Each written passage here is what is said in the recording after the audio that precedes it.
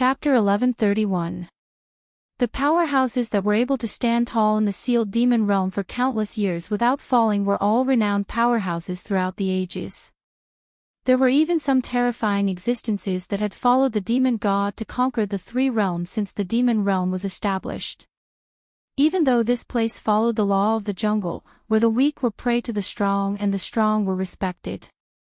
But in this world, no matter how strong you were, whether you were an infamous giant or not, whether you were a terrifying existence left behind from a distant era, there was only one true master here. Everyone had to submit to him, or else they would die 10,000 times instead of being able to live.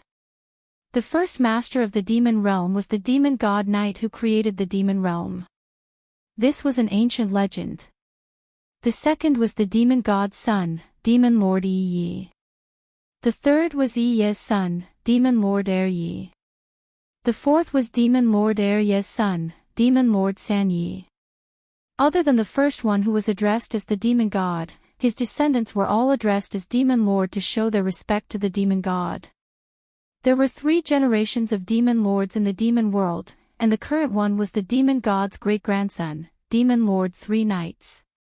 The reason why the demon god's lineage was able to rule the demon realm until now, aside from the treasured techniques left behind by the demon god, it was also thanks to the demon god that the 72 great demon kings under him had their primordial spirits forcibly removed. Although the 72 great demon kings under the demon god had lost nearly half, the primordial spirits of the remaining 36 great demon kings were still in the hands of the demon god's descendant, demon lord 3 Knights. Although these 36 great demon kings had powerful magic power and profound cultivation, demon lord 3 Knights had their primordial spirits in his hands. If he wanted to kill them, it would be as easy as raising his hand. With these 36 great demon kings guarding the demon realm, they were the cornerstone of demon lord 3 Knights ruling over the demon realm. But to most of the heroes of the demon realm, the 36 great demon kings were unreachable figures. They rarely showed themselves unless something big happened, not to mention the supreme ruler of the demon realm, demon lord 3 Knights. Everyone in the demon world knew that ever since the demon lord fell for the trap and was sealed away by the immortal and netherworld emperors, the 3 Knights demon lord had lived in the demon palace and rarely came out. It was said that the 3 Knights demon lord blamed himself for this. In reality, when the demon world was sealed, many people blamed demon lord 3 Knight for his incompetence, which led to the demon world falling into such a state. This kind of discussion became more and more intense. Not long after, an expert followed the will of the people and strongly demanded that the demon lord 3 Knights hand over the primordial spirits of the 36 great demon kings and hand over the throne of the demon lord. In the end, this completely angered the demon king of 3 Knights. With a single order, he carried out a bloodbath. He would rather kill the wrong person than let the wrong person go. Anyone who was even a little bit related to this matter, was all killed, completely uprooted. After the bloodbath, it was unknown how many people died. Everyone kept quiet out of fear. After all, their lives were more important. No one dared to mention this matter again, at least not openly. After this matter, the demon lord 3 Knights once again lived in the demon palace. For many years, outsiders rarely saw him again. He had almost become a legend. However, just a few years ago, the demon palace that was shrouded in blood clouds suddenly moved again. One day, all 36 great demon kings guarding the demon world were summoned to the demon palace, causing the heroes of the demon world to try to figure out what was going on. Later, the news spread. The demon palace had received news that someone had seen the demon blade that the demon lord had used in the past and that the divine blade had recognized a new master. Demon lord 3 Knights was greatly shocked. He immediately used all his power to search and finally found that person. He brought him back to the demon palace. It was said that he had been appointed as the next demon lord's successor, but no one knew if this was true or not. Following that, the demon palace moved frequently. All the powers under its control continuously gathered all kinds of things and sent them to the demon palace. It was said that Demon Lord Three Knights had taken a liking to that successor, and all the things he gathered were for that successor's cultivation. On this day, under a continuous mountain range shrouded in red blood clouds, a group of men and women who had come from afar were being escorted to the mountain pass. Dozens of people flew out from the mountain pass to block them. The person in the lead stepped out and stared at the leader of the escort team. The latter quickly tossed a token to him and cupped his fists, saying, "By the decree of the Clear Sky Demon King, we offer 3,000 chaste men and 3,000 chaste women to the Demon Palace." The leader of the guards at the mountain pass checked the token and tossed it back to the other party. With a light wave of his hand, the row of people in front of the mountain pass immediately split into two sides. The 3,000 men and women who had their hands bound together by the tree vines were immediately ordered to slowly walk into the mountain pass. Occasionally, they would raise their heads to look into the depths of the blood clouds, their faces filled with unconcealable fear. Meanwhile, the guards at the two sides of the mountain pass inspected them one by one. Only those whose cultivation had been sealed could be allowed to enter. The wind in the mountains was cold and desolate, and the mountain path was rugged. Everywhere, there were new or weathered white bones. Occasionally, there would be a clear "kacha" sound when someone stepped on these white bones. Everyone looked at these escorted men and women as if they were looking at dead people, as if they would soon become the white bones they were currently stepping on. Meanwhile, the people who had been escorted here had ashen faces as soon as they stepped into the mountain pass, as if they knew that their deaths were not far away. At this moment, the three streaks of light that were streaking across the sky suddenly stopped, turned around, and landed on the hillside of the mountain pass. The three young men with extraordinary auras swept their cold eyes over the crowd below. Everyone looked up. When the guards at the mountain pass saw these three people, they were immediately shocked.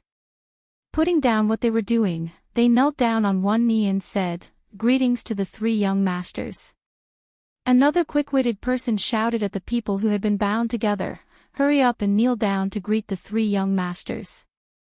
The guards who had escorted the people here immediately pointed at the prisoners and said sternly, "Hurry up and kneel down to greet the three young masters." "Greetings, young master." The disorderly crowd knelt down and shouted in a disorderly manner. The three people who had arrived were the three sons of the Demon Lord of Three Knights. The eldest was Yi Wanzong, the second was Yi Yuan, and the third was Yi Tuobian. The Demon Lord of Three Knights originally had 4 sons, and the youngest was called Yi Tiankong. Ever since he was young, he was quick-witted and studious, and the Demon Lord of Three Knights deeply doted on him. However, what made the Demon Lord of Three Knights sigh was that such a good seedling did not have the aptitude to cultivate. Later on, after Yi Tiankong grew up, he ran away from home alone. Until now, there had been no news of him, and it was unknown whether he was dead or alive. At this moment, the person standing on the mountain pass was the eldest son of the Demon Lord of Three Knights, Yi Wanzong. Looking at the crowd kneeling down below, Yi Wanzong frowned and said, "Go back to your work." Instantly, shouts rang out from below, and the 3,000 men and women immediately walked in one after another as they went through the inspection. On the mountain pass, Yi Yuan looked down at the crowd and suddenly snorted coldly. These people must have been recruited by father for that new brat. Father is too biased. We, his own children, can't even compare to an outsider.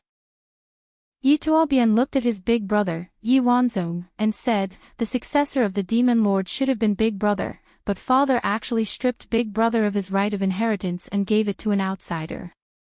What kind of logic is this?"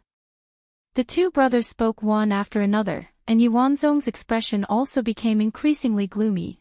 In the crowd, a woman with disheveled hair suddenly thought of something when she heard that the 3 people who had arrived were actually the 3 young masters of the Demon Palace. She quickly combed her disheveled hair, revealing a charming and moving face as she raised her head to welcome the 3 people on the mountain pass. However, the 3 young masters did not see her at all, and there were even signs of them leaving. Instantly, the woman became anxious. Suddenly, the sound of bones being stepped on caused her eyes to light up. Lowering her head, she saw a skull that had been kicked around. She hurriedly stepped on it, and her body immediately fell to the side. "I-oh." A voice that sounded like a nightingale's cry rang out. It wasn't loud, but it was clear and moving. Instantly, someone in the crowd lost his footing and fell to the ground. However, because there were ropes made of tree vines between them, they did not completely fall to the ground. However, this caused the procession to pause for a moment. The person who was escorting them immediately lashed out with a whip, and angrily shouted, "Get up!" After the sound of the whip, there was another cry of pain. It was obviously a cry of pain, but it was sharp and melodious like the chirping of an oriole, causing one's heartstrings to involuntarily tremble. On the mountain pass, the three young masters who were about to leave all turned around to look at the same time. They saw a woman holding the wound on her arm as she staggered to her feet. Inadvertently, she raised her head, revealing an enchanting face that could topple cities. There was a trace of pain on her jade-like face as she bit her red lips and continued to move forward. At this moment, the expressions of the three brothers immediately stiffened, and their hearts all palpitated. They did not expect that such a stunning beauty would be hidden among these people. Such a stunning beauty is actually a virgin. It's really rare. However, it's a pity that she will only become nourishment for his demonic arts if she falls into the hands of that brat. What a waste. The third brother Yituobian could not help but let out a long sigh. The second brother also sighed and shook his head, feeling that it was a great pity. The eldest brother Yuanzong's face turned gloomy. Suddenly, he shouted to the people below, "Wait." The people below paused, and everyone looked over. They saw Yuanzong waving his hand and pointing at the beautiful woman who was being whipped. He said indifferently, "The others can go, but I want her to stay." The leader of the escort team looked towards the mountain pass with some difficulty, and said, "Young master, please forgive me. It's hard to find virgins in the devil realm. The great devil king spent a lot of effort to find them. Before I came here, I received a decree that all 3,000 men and women must be sent here. If even one of them is missing, I will be punished." "Ha!" Yuanzong's expression changed, and he snorted coldly, "Aren't you afraid that I will punish you now?" Seeing that the other party was at a loss and in fear, Yuanzong's tone changed, and he said, "I will explain to the great devil king. You can push the blame to me, and it will not involve you. Leave this person for me." Then again, if this little pawn insisted on not giving him the woman, even though he was the dignified young master of the Devil Palace, there was nothing he could do. He did not dare to rob the great devil king of the azure sky's belongings. If he did, the nature of the act would change. It should be known that the great devil king of the azure sky was a character who followed his ancestor, the devil god. He was one of the most senior figures in the entire devil realm. Even his father, the devil king Three Knights, would not treat him lightly, let alone him. Naturally, he had to be tactful and ask for the woman. Chapter 1132. Since the dignified young master of the Devil Palace had spoken to this extent, the leader naturally wouldn't say anything else. Otherwise, he would really be insensible. Even if Yuanzong let him go now, the great devil king Qing Tian wouldn't let him go after this. It was very possible that he might even be killed to save the face of the young master of the Devil Palace. Hence, the leader quickly went to the crowd and untied the whipped woman, removing her from the crowd. Yuanzong, who was on the hillside, raised his hand and grabbed the woman, directly pulling her to the hillside. He held her soft waist with one hand and gently parted the messy hair that covered her face with the other. Her enchanting face that could topple cities caused the expressions of the few brothers to freeze again. The woman, on the other hand, was struggling, seemingly timid, afraid, and shy. Yuanzong smiled faintly and said, "Let's go back." "Go back." Yituobian was stunned and said, aren't we going to play? At this moment, the group of thousands of men and women who were escorted here immediately knelt down and begged one after another, "Young master, save us." Following that, everyone else also knelt down and begged for mercy. The scene was a mess. When everyone saw the person who could save their lives, they immediately had the will to live. Yi Wanzong wouldn't save them, and it was impossible for him to save them. He glanced down and said indifferently, "I'm not going back." Then, he picked up the beautiful woman and rushed back to the depths of the mountain range that was shrouded in blood-colored mist. The remaining two brothers looked at each other and smiled in tacit understanding. Then, they returned to the group as well. Immediately, the sound of whips and whips resounded in the mountain pass. A large group of people were once again chased into the mountain pass. After the inspection was completed, a few large flying devices were brought out from the mountain pass and everyone was chased onto them. They were quickly transported to the depths of the mountain range. Not long after, a towering mountain that stood out from the flock of chickens appeared in front of the trembling crowd. The mountain was ferocious, and it was pressing down on them. This wasn't their destination. The flying device that carried them went around the mountain and continued to go deeper. However, it didn't prevent them from looking up at the magnificent palace on the peak of the mountain. The magnificent palace that was covered in blood-red clouds was the legendary palace where the Devil King of 3 Nights resided. On the peak of the mountain, a man dressed in a white robe and a white hat appeared unusually neat and tidy. His face was also fair and clean, and he was skinny and stiff. He silently stood on a black Qilin beast that was carved on the cliff, looking at the few large flying devices that flew past the mountain. In fact, there were many carvings of all kinds of ferocious beasts around the plaza on the summit. They were facing in all directions. The images were lifelike, matey, and frightening. At this moment, the white-robed man standing on top of the Qilin beast, and he looked at him and said in a sharp voice, "What?" The white-robed man standing on top of the Qilin beast slowly turned around and asked him with a sharp voice. The guard leader immediately told him about how Yi Wanzong had taken away a woman who was consecrated by the Devil King of Qing Tian. After listening to the story, the white-robed man expressionlessly waved his hand, indicating that he understood. After the guard leader left, he turned around and looked at the dark and oppressive magnificent palace under the blood-red clouds. He took a step forward, and a few illusions of his footsteps immediately appeared on the black jade-like square. He walked 1,000 meters away in a few moments, and appeared at the open door of the palace. He slowly walked in. The palace was frighteningly quiet. The surrounding walls were filled with carvings of all kinds of ferocious beasts. The most eye-catching one was the wide scarlet blood jade throne that was placed on the high platform. It was a complete hole, and there were no marks on it. It was obviously carved from a single piece of blood jade.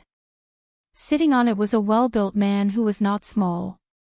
He was clad in black armor and had a scarlet cloak on his shoulders. His hair was tied up and he wore a crown. His eyebrows were thick and black like a horned dragon, his nose was like a hanging gull, and his lips were thick. He was resting one arm on the armrest of the blood jade throne, and he was holding his forehead with his fist. His eyes were closed, and one of his feet was curled up under his thigh, and the other was placed on the throne. His other hand was placed on his knee, and half of his body was covered by a scarlet cloak. He was sitting there quietly, and no one knew if he was asleep or not. Even so, he was like a sleeping tiger, and he was not angry, but he was like a fierce tiger. All the air in the hall seemed to be under his control by inhaling and exhaling. The white-robed eunuch walked over lightly, walked up the stairs, and walked to the side where he was lying. He bent his head and whispered in that person's ear about how Yi Wanzong took away the woman that the Demon King Qing Tian had consecrated. After listening, that person only let out a soft to indicate that he understood. Eunuch was about to leave, but he suddenly realized that the person's eyes had opened a little, and there was a flash of light in his eyes. He then bowed slightly and waited for instructions. Such a coincidence? That person's eyes flickered, and his thick lips moved slightly. He said in a deep voice, "Investigate that woman's background clearly. If she is not clean, then do as you see fit. If it is purely a coincidence, then forget it. Wanzong probably has a grudge against me." Eunuch Li, who was about to obey the order, was stunned when he heard the last sentence. He then said in a sharp voice, "One day, young lord will understand the Demon King's painstaking efforts." Seeing that the person's eyes slowly closed again, he did not say anything more, and quickly walked down the stairs and out of the palace. Not long after Eunuch Li left the palace, that person's ears suddenly twitched, and his eyes suddenly opened. He heard a hazy voice shouting in his ears, "San Yi! San Yi!" He immediately shouted in a deep voice, "Who is it?" As soon as he said this, the hazy voice in the void seemed to have found its target.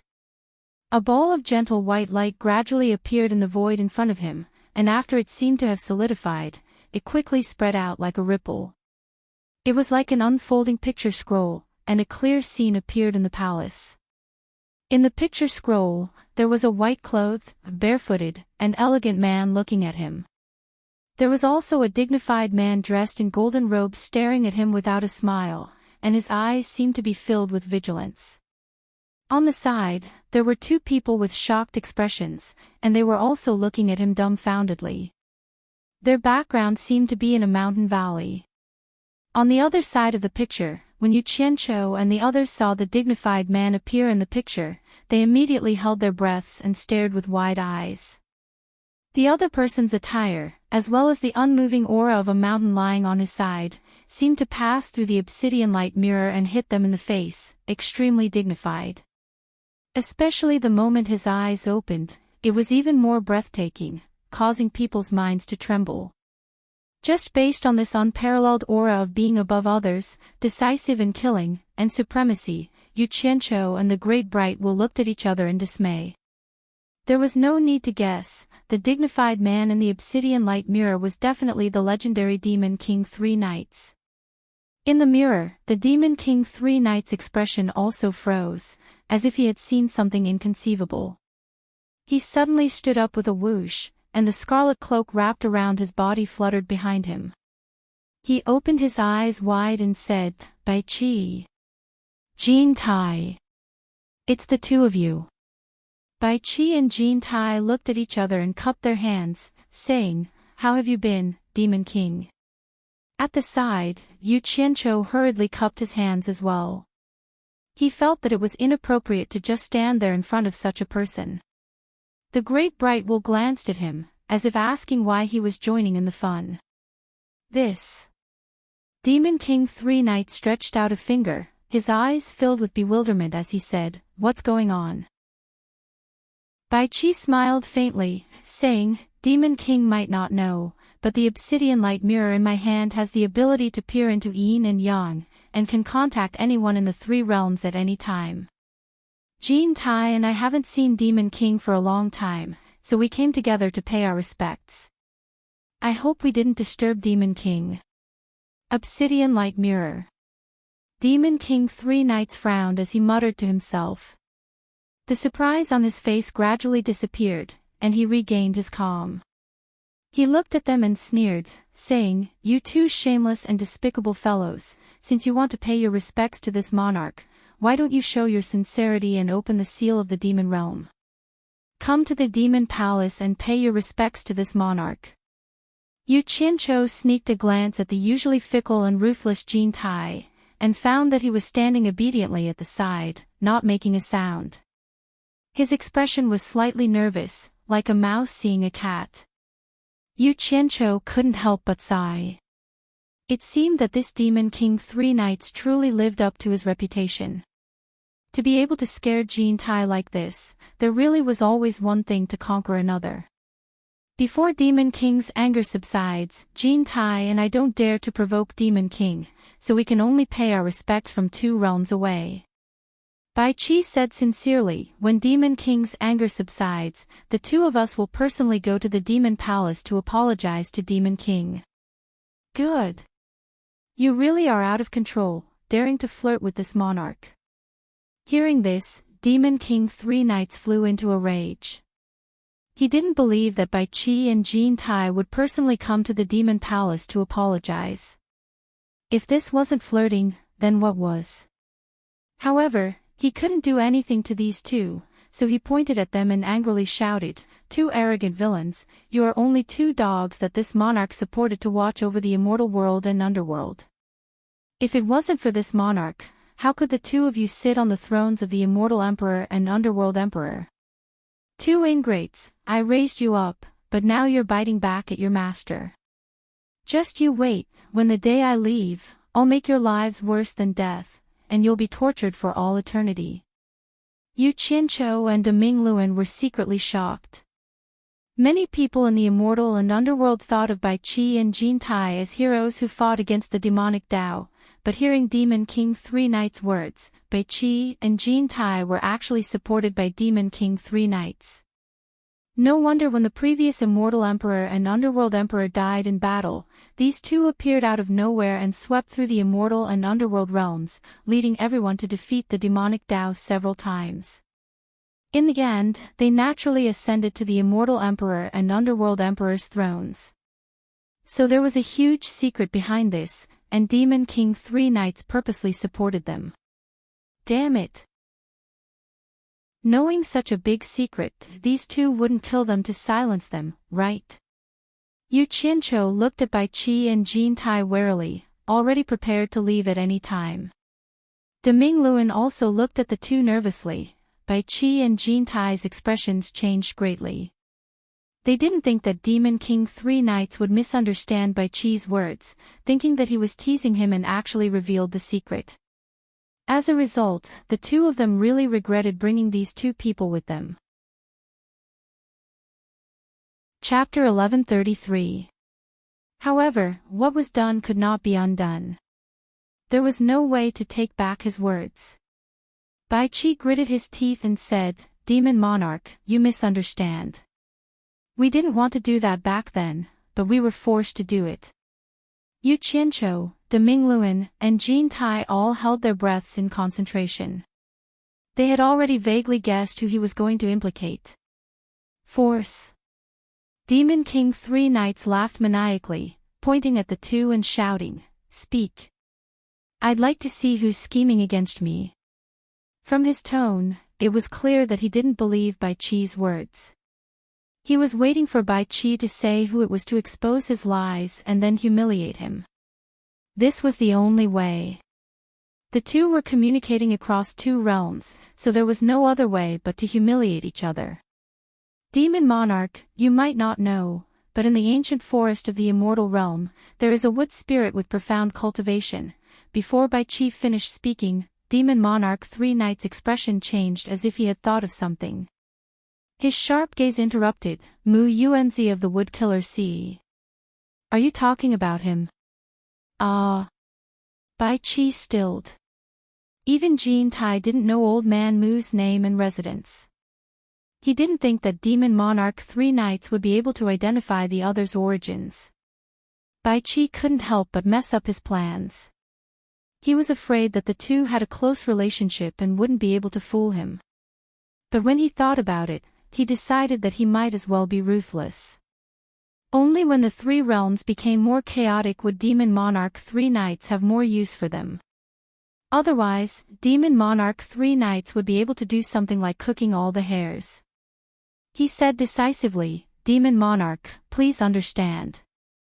It is that Mu Yuanzi of the Woodkiller Sea who is forcing us. His cultivation is profound, and we have no power to resist. But what Demon Monarch doesn't know is that Mu Yuanzi of the Woodkiller Sea isn't the only one involved.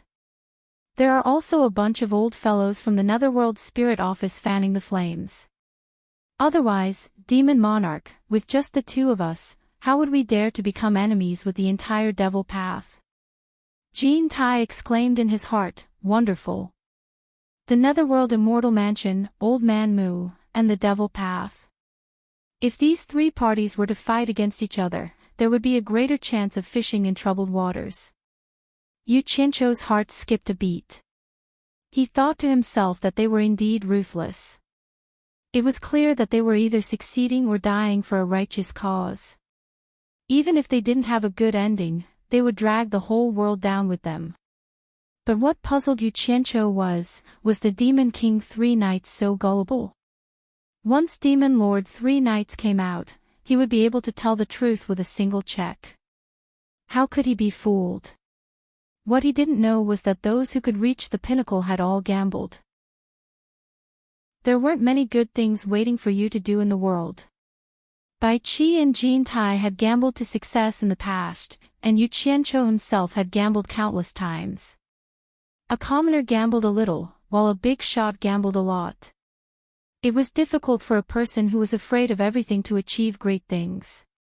The most important thing was that the Netherworld Immortal Mansion, Old Man Mu, and the Demon King 3 Knights were not people who would tolerate the other party's condemnation. If they did not agree with each other, they would fight to the death. There was basically no possibility of a good talk until the winner was decided. In addition, there was no way out, so Bai Qi had every reason to take a gamble. And the Netherworld Immortal Mansion. Demon Lord 3 Knights' eyebrows twitched like a horned dragon. No one knew what he was thinking, but he looked over and sneered. He flicked his scarlet cloak and sat down on the blood jade throne. He stared at the two of them and said with a faint smile, "You two are very honest. You've said everything that should and shouldn't be said. I'm afraid it's not that simple to see me today. If you have something to say, say it quickly. Don't beat around the bush with me. Demon Lord, please understand." Bai Qi cupped his hands and said sincerely, "Regarding what we did in the past, the two of us have been unable to eat or sleep in peace. After thinking about it again and again, we finally made a difficult decision. We're going to open the seal of the Devil World and let the Demon Lord rule the world again." As soon as these words came out, Demon Lord 3 Knights, who had just regained his composure, stood up again with a frightening aura. The thick black aura around his body was like a black dragon. Even though his mind was as steady as steel, he couldn't help but be moved when he heard these words. His eyes flickered. He knew that after so many years, Jin Tai and Bai Qi had suddenly come to visit him. This matter was probably not a joke. Bai Qi and Jin Tai exchanged glances. Seeing that Demon Lord 3 Knights had lost his composure, it meant that there was hope. However, Demon Lord 3 Knights was not someone to be trifled with. He calmed down in an instant and slowly sat down with his scarlet cloak on his back. He said sarcastically, "There's such a good thing. Unless the two of you are tired of living, that's more like it. Speak. Just what happened outside to force the two of you to this state?" Bai Qi was about to reply when he saw Demon Lord 3 Knights point at Jin Tai with an imposing aura. "Of the 5 great spirits of heaven and earth, my devil world has the 2 spirits of metal and earth. Jin Tai, you were originally a member of my devil world. Back then, you said that you would serve me, so I gave you a chance. How come you've become mute after seeing this lord?" Bai Qi, shut up and speak. He was a member of the devil world. Yu Qianqiu and Deming Luan looked at Jin Tai in shock. No wonder this fellow was so inhumane. He was from the devil Dao. Jin Tai adjusted his expression and solemnly cupped his hands. "Demon Lord's eyes are like a torch. Nothing can be hidden from you. Back then, we were forced by Mu Yuanzi and the Netherworld Immortal Estate to do something we shouldn't have done. We've been under their control like puppets. All these years, we've been serving them with fear and trepidation. Who knew that they'd somehow found out that we might be your subordinates? Thus, they set up a new representative in the Immortal and Netherworld realms and tried to kill us. Now that the Immortal Palace and Netherworld Imperial Palace have been taken over, the two of us have been forced into a corner. Thus, we've come to beg Demon Lord to give us justice." As expected, none of them were easy to deal with. When Yu Qianqiu heard this, he sighed inwardly. His ability to lie was not any worse than his own. In the blink of an eye, he'd called him subordinate. His skin was really thick. If these two could make it in the future, they'd have to learn from his stepmother. Oh. Demon Lord Three Knights gave a lukewarm "oh" and lightly asked, "Then why don't you tell me how they forced the two of you?" His tone was full of meaning, but it was hard to tell whether he believed or not. Jean Tai immediately revealed an expression as if he'd been greatly wronged. He said indignantly, "They actually supported two of their enemies to become the representatives of the immortal and netherworld realms. The two of us couldn't accept this and went to the ancient forest to find Mu Yuanzi. Who knew that Mu Yuanzi would personally attack the two of us for the sake of the immortal realm representative?" As he spoke, he pulled Bai Qi over and tore off his clothes, revealing a large wound on his chest that hadn't healed yet. There was still a faint green aura on the wound. Jean Tai pointed at the wound and said indignantly, "This is the wound from Mu Yuanzi's wooden staff. Bai Qi almost lost his life because of it. The two of us were lucky enough to escape with our lives. From the looks of it, this wound is indeed caused by a wood-type treasure." Demon Lord Three Knights stared at the green scar for a while, then said, "But according to what I know, Mu Yuanzi has always stood aloof from worldly affairs and would massacre see, and he doesn't easily kill. For the two of you to provoke him, it's clear that you have indeed angered him." It was hard to tell whether this was a suspicion or a confirmation. It was hard to be sure. He then added, "The old fellows in the Netherworld Palace have already lost their temper after being beaten by Lord Wan. Demon God. As long as the heroes of the demonic path still exist, they won't easily get involved in the disputes of the three realms. Why do you want me to believe that they've become disloyal again?" When Yu Qianqiu heard the word Wan, he felt disdain in his heart. He knew the inside story. Back then, the ones who attacked the Netherworld Palace were the ancestors of all demons, Tai Shujing and Ming, but Demon Lord Three Knights put the credit on his own ancestor. As expected, no one could say who was shameless. Everyone was the same. Jean Tai cupped his hands in grief and indignation. "Demon Lord, you might not know, but back then, the coiling dragon god who created the Netherworld Palace had killed a wind god. After coiling dragon god's spirit wandered, he left behind the wind god's staff in the Netherworld Palace. It's a divine weapon with unparalleled power. The old fellows in the Netherworld Palace actually gave this divine weapon to the representative they supported in the Netherworld. When Demon Lord Three Realms arrives, he will know if it's real or fake. This is the best proof. The wind god's staff." Demon Lord Three Knights was shocked. He seemed to have heard of this treasure and knew how powerful it was. After frowning and thinking for a long time, he suddenly looked at the two and said arrogantly, "I understand your intentions. Since the two of you are sincere in submitting to me, then I won't pursue the past.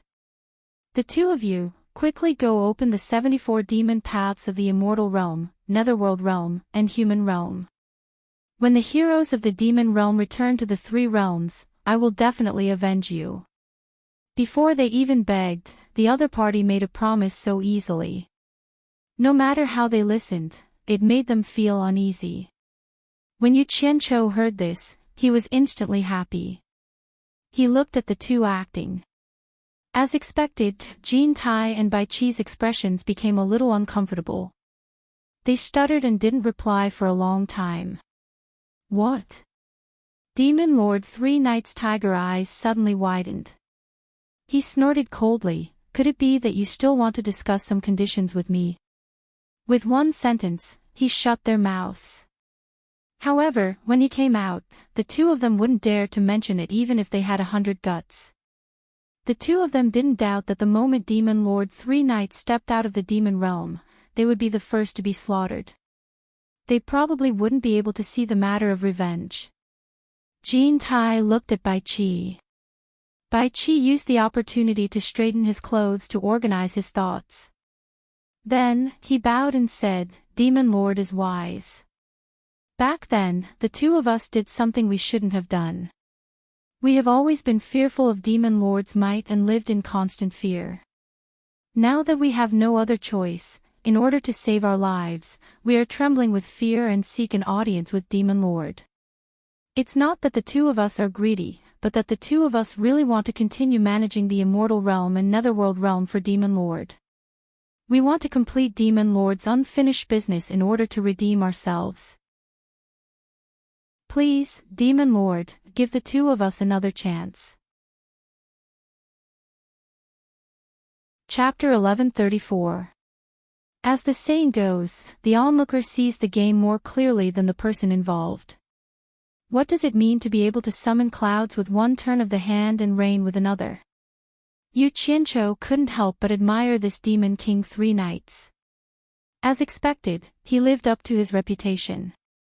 Even though he was sealed in the demon world, he was still able to tame Jin Tai and Bai Qi.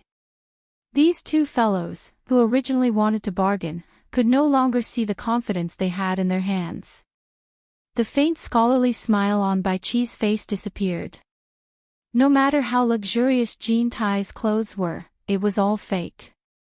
He was clearly the one who had the upper hand, but with just a few words, he was forced to bow his head and beg. I understand what the two of you mean. You're afraid that I'll burn the bridge after crossing it, so you want this Lord's promise, right? Demon Lord 3 nights calmly looked at the two and said lightly, fine. I promise you, after this, I will let the two of you continue to manage the immortal and netherworld for me, and I will not make things difficult for you again. Bai Qi and Jin Tai looked at each other in dismay. If this kind of promise could go in one ear and out the other, the two of them would have died countless times already. How could they still be alive now? Seeing that the two were still hesitating, Demon Lord 3 nights, who clearly knew what was going on, pressed on, could it be that you don't believe this Lord's promise? At this point, Bai Qi gritted his teeth and cupped his fists. Demon Lord, please understand. This subordinate naturally believes in the Demon Lord's promise, but there are surely many people in the demon world who want to kill us. In order to preserve our lives, we must be cautious. The two of us wish to ask the Demon Monarch for a life-saving talisman. If the Demon Monarch swears in the name of the Demon God to ensure our safety, I believe that none of the heroes of the demon world would dare to violate the Demon Monarch's oath. The two of us can also be at ease and wholeheartedly serve the Demon Monarch. Yu Qianzhou was speechless. What were you doing earlier? They were here to haggle, and everyone knew that the other party was not a kind person. They should have laid the matter out long ago. Why did they have to humiliate themselves? Impudent! Demon King 3 nights roared angrily, how dare you? Do you think the two of you are worthy of making me swear in the name of Lord Devil God? Who was it that made the Demon King so angry? I wonder if they can share the Demon King's burden. Another person's voice suddenly came from the obsidian light mirror, causing everyone present to be taken aback. Yu Qianzhou's brows moved slightly, feeling that this voice was familiar. Demon Lord 3 nights looked at the entrance of the palace and saw a handsome young man dressed in black robes bowing at the entrance. The anger on his face eased as he asked, "Why are you here?" The elegant young man replied respectfully, "The Devil Monarch has sent me a large number of people for my cultivation. Naturally, I have to thank him." Demon Lord 3 nights waved his hand and said, "This is what I should do, no need to be so polite." He then pointed at the empty space in front of him and said, "You came at the right time. Someone actually dared to make me swear in the name of Lord Devil God to protect them. Come up and take a look at them. Remember them for me. If there is a chance in the future, don't let a single one of them go." The elegant young man looked around the palace but did not see anyone or anything out of the ordinary. Remembering that Demon Lord 3 nights had asked him to go up and take a look, he walked up to the blood jade throne with a puzzled expression. As he walked, he said with a faint smile, "Then I want to see who is courting death, actually daring to have designs on Lord Devil God." He maintained a respectful attitude as he slowly ascended the platform. After bowing to Demon Lord Three Knights who was sitting on the Blood Jade throne, he slowly turned around and was stunned. He did not see anything at the entrance of the palace, so when he turned around after ascending the platform, he saw a realistic image in the air. There were 4 people looking at him in bewilderment. Yu Qianqiu was wondering whose voice was so familiar. When he saw someone ascend the high platform and turn around, his mind buzzed when he saw the other person's appearance. He cried out in shock, "Yan Zhuixing!" Bai Qi, Jin Tai, and De Mingluan all turned around to look at him in confusion. When the elegant young man in the image saw Yu Qianqiu's appearance, he was also stunned. He had been wondering if he had seen the wrong person, but when he heard the other party clearly call out his name, he cried out almost at the same time, "Niu Yud!"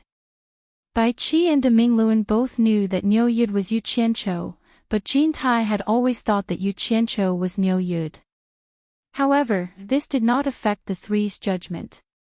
The elegant young man beside Demon Lord Three Knights recognized Niu Yud, and Niu Yud also recognized that elegant young man. However, what made the 3 of them confused was how Niu Yud knew someone who was sealed in the demon realm.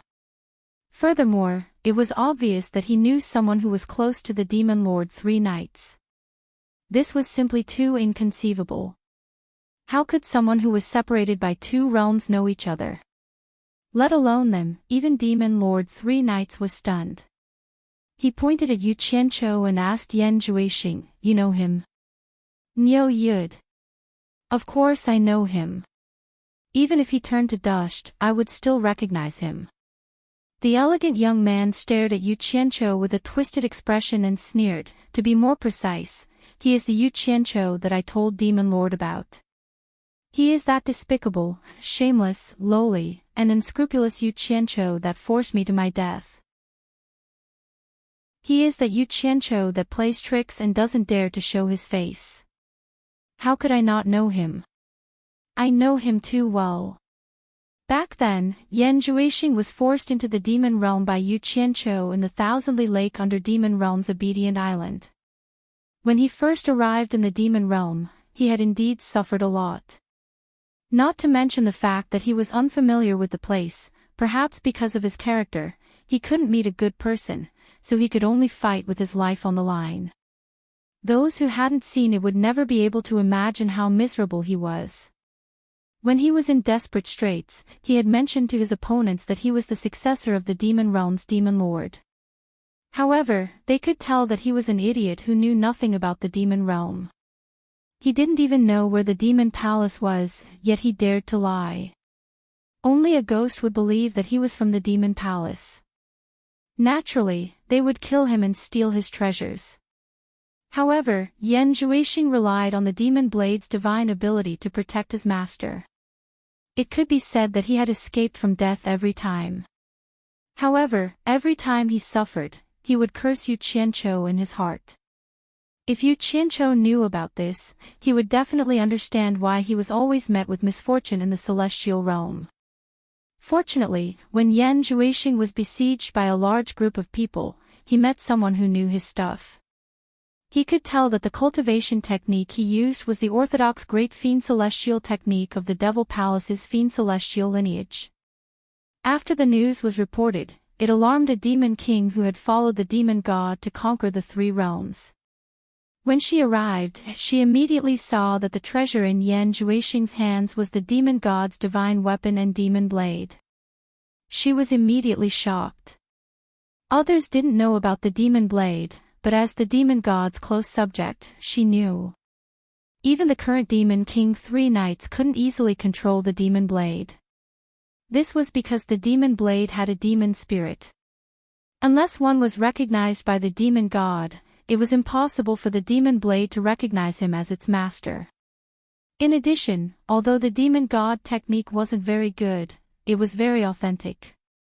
What's more, the demon king actually detected a terrifying aura that belonged to the demon god personally from Yan Zhuixing's body. She had followed the demon god for so many years, it was hard for her to mistake the demon god's aura. All of this was too shocking for her. In other words, this unlucky young man was actually someone who had the attention of the demon god in the god realm. To be more precise, this person should be the demon god's inheritor. Facing the demon blade, the demon king didn't have any thoughts of stealing the divine weapon and killing him. This was because she understood what it meant to have the demon blade in this young man's hands. She also understood how terrifying the demon god was. The demon god actually chose this person from the god realm and personally protected him. This meant that although the demon god was in the god realm, he could attack anyone who harmed his inheritor in the lower realm at any time. With the demon king's help, naturally, all the problems were no longer problems. The suffering that Yan Juexing had suffered in the demon world naturally became a thing of the past. In an instant, the bitterness was over and the sweetness was coming. After some preferential treatment and comfort, the Demon King quickly sent him to the Demon Palace's Demon King 3 Knights. The Demon King 3 Knights was also shocked. He couldn't help but ask about Yan Juexing's background. After a series of questions, he found out that Yan Juexing was a weirdo created by a demon book that he had given out at a critical moment. What was rare and commendable was that Yan Juexing was able to endure the cruel torture of the 7-star acupuncture technique, which was something that only 1 in a million people could endure. His talent in cultivating the demon god technique was obvious. It was no wonder that the ancestors of the god realm favored him and bestowed him with a divine weapon or demon blade. Yan Juexing found out that this Demon King 3 Knights was the expert from the demon world who had sent the demon book to the human world. Furthermore, he was the paragon that led the demon world. He was overjoyed and wanted to recognize this person as his master. If it was any other time, the Demon King 3 Knights would have accepted it. However, Yan Juexing had already inherited the demon god's legacy.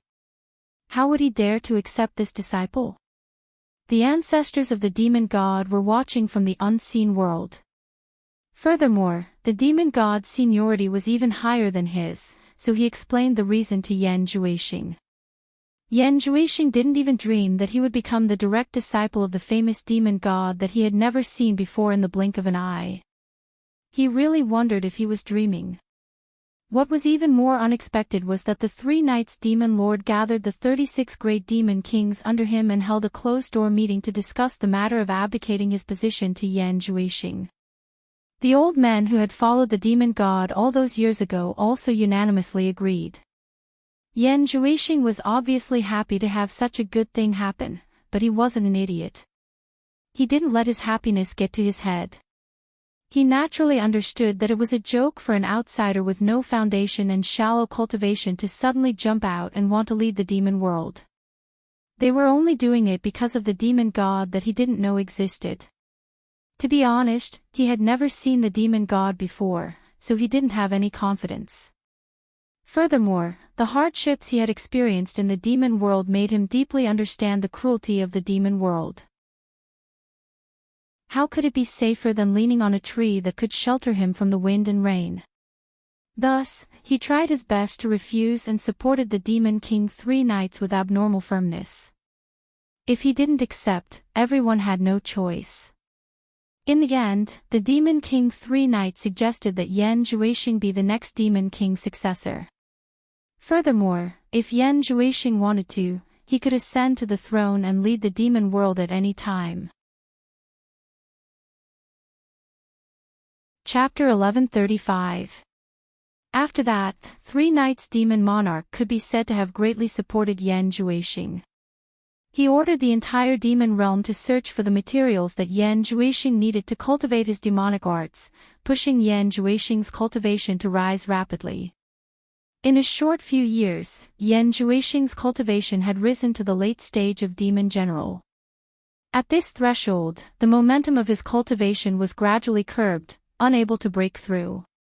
The so-called late stage of Demon General corresponded to the late stage of High Immortal. The cultivation of the demon realm was also divided into 4 stages: Demon Soldier, Demon General, Demon King, and Great Demon King. They corresponded to the Immortal Realm: Small Immortal, High Immortal, Great Immortal, and Immortal Emperor, and the Netherworld Knight, Netherworld Sage, Netherworld Venerable, and Netherworld Emperor.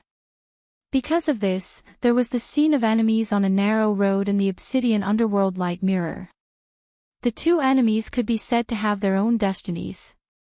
Getting back to the main topic, everyone could hear the sinister tone in Yan Zhuixing's gritted teeth, making them shudder. They couldn't help but wonder how big of a grudge he had. To be able to make a person hate another to this extent. Immediately, everyone's gaze fell on Yu Qianqiu. Not only did they not know how the two of them got to know each other, they also didn't know when and where the two of them had formed such a huge grudge. After Jin Tai examined his face, he said in astonishment, "You're Yu Qianqiu. Yu Qianqiu is actually you. Why are you covering your face?" Speaking of which, Jin Tai and Yu Qianqiu really weren't enemies. Furthermore, Jin Tai had a rather good impression of Yu Qianqiu. This was an obedient child. Thinking back to the time when he sang and danced in the Immortal Palace, he still had a deep impression of it. Yu Qianqiu was his person. But thinking back, this fellow actually became disrespectful to him after changing his appearance. Furthermore, he was suspected of plotting something. The most hateful thing was that the Great Bright will actually help Yu Qianqiu to deceive him. As expected, once the Immortal Palace collapsed, the people's hearts would scatter. Jin Tai stared coldly at the Great Bright Wheel and understood everything with a little thought. F***CK. How could he meet this enemy in such a situation? What the hell? Yu Qianqiu smiled awkwardly at Jin Tai. He knew that there was no point in continuing to hide it, so he quickly took off the disguise on his face in front of everyone from the immortal and demon realms. He put away the cheap and high-quality human skin mask that could fool the gods and ghosts. He couldn't help but sigh. No matter how thick something was in this world, it couldn't be thicker than human skin. He turned to Yan Zhuixing and waved his hand. "Yan Zhuixing. Long time no see. How have you been?" One was gnashing his teeth, wishing he could skin the other alive, while the other was calm. Their completely different attitudes immediately made Jin Tai and the rest understand that Yan Zhuixing, who was by the side of the three knights Demon King, had obviously suffered a great loss at the hands of Yu Qianqiu. Otherwise, he would not have acted like this. Because of this, Jin Tai and Bai Qi couldn't help but worry. Although they didn't know how Yu Qianqiu and Yan Zhuixing got to know each other and formed such a deep grudge, they couldn't help but worry that the grudge between Yu Qianqiu and Yan Zhuixing would ruin their plans. "Good. Thanks to you, it's very good." Yan Zhuixing was full of resentment. His family had been destroyed by Yu Qianqiu. He wanted to rush out and kill Yu Qianqiu right now, but he couldn't understand what this strange scene meant. He forcefully restrained himself and bowed to the three knights Demon King, asking, "May I ask, Demon King? What's going on?" The three knights Demon King raised his hand slightly and didn't rush to reply. Instead, he carefully looked at Yu Qianqiu. He had heard Yan Zhuixing talk about this Yu Qianqiu before, but he didn't expect that such a small character could force the demon god of the immortal realm to make a move. After pondering for a while, his gaze fell on Jin Tai and Bai Qi. He raised his hand and introduced Yan Zhuixing, saying, "This is the successor of the demon world's demon lord. He is temporarily the vice palace lord of the demon palace. Quickly greet him." Jin Tai and Bai Qi were shocked, and they couldn't help but look at Yu Qianqiu. They thought, what exactly did this fellow do to actually offend the next successor of the Devil Dimension's Devil Lord to such an extent? The two of them cupped their hands at Yan Zhuixing in bewilderment. "Greetings, Vice Palace Lord Yan." Yu Qianqiu's face twitched, and he started cursing in his heart. This bastard actually became the successor of the demon world's demon lord, and he even became the Vice Palace Lord of the Demon Palace. Wasn't he climbing a little too fast? What kind of logic was this? He then thought of the demon god's background and immediately cursed the demon god's ancestors in his heart. The Great Bright Wheel, who had been silent all this while, felt his scalp go numb. He secretly cursed this troublemaking guy. Of all people to offend, he actually offended the demon world. Furthermore, the one he offended was the Vice Palace Lord of the Demon Palace, the successor of the Demon Lord. He had already offended the people in power in the immortal and netherworld. Now, the demon world was added to the mix. This guy was simply a star of calamity. Did he still want to live? In a flash, he thought of Wei Chuanqiu and the others. He felt that out of all people, they just had to meet this guy. This time, everyone had fallen into a pit that they couldn't climb out of. What should they do? At this moment, the Demon Lord 3 Knights gave a rough explanation of the current strange scene to Yan Zhuixing. Yan Zhuixing was slightly surprised. He didn't think that Yu Qianqiu was doing so well. He actually ran to the immortal world to mingle with the immortal emperor and the emperor of the underworld. Of course, Yan Zhuixing still didn't know that Yu Qianqiu was just an empty shell. How could he be as solid as Yan Zhuixing in the demon world? However, after knowing that the immortal emperor and the emperor of the underworld only had such a weak position in front of the Demon Lord 3 Knights, he couldn't help but sneer. He tilted his head and stared at Yu Qianqiu with a sinister gaze. Seeing this, a certain someone thought that something was wrong. This guy wanted to use his position to get revenge. Jin Tai and Bai Qi understood and looked at each other. Yan Zhuixing bowed to the Demon Lord 3 Knights and said, "Demon Lord. Forgive Yan Zhuixing for being blunt, but we naturally have to respect Sir Demon God. However, I believe that Sir Demon God doesn't want to see us descendants tarnish his prestige. I believe that Sir Demon God also wants to see the Demon Dao once again rule the 3 realms. That would be the greatest respect to him." Thus, Yan Zhuixing believes that as long as Bai Qi and Jin Tai can reopen the passage to the demon world, there is no harm in agreeing to them. Jin Tai and Bai Qi were overjoyed when they heard this, but Yu Qianqiu and De Mingluan's expressions changed. The Demon Lord 3 Knights looked at the respectful Yan Zhuixing with deep meaning. After thinking for a while, he slowly nodded and said, "That makes sense." However, Yan Zhuixing wants to add another condition to Bai Qi and Jin Tai. Yan Zhuixing quickly followed up and said, "Demon Lord, please allow it." The moment he said this, everyone's gaze faintly looked at Yu Qianqiu. Yu Qianqiu's expression was hazy. The Demon Lord 3 Knights glanced at Yu Qianqiu and said with a faint smile, "I agree. If you have any conditions, just tell them." Yan Zhuixing suddenly turned around and pointed at Yu Qianqiu without hesitation. He glared at Bai Qi and Jin Tai and said decisively, "You heard the Demon Lord's words.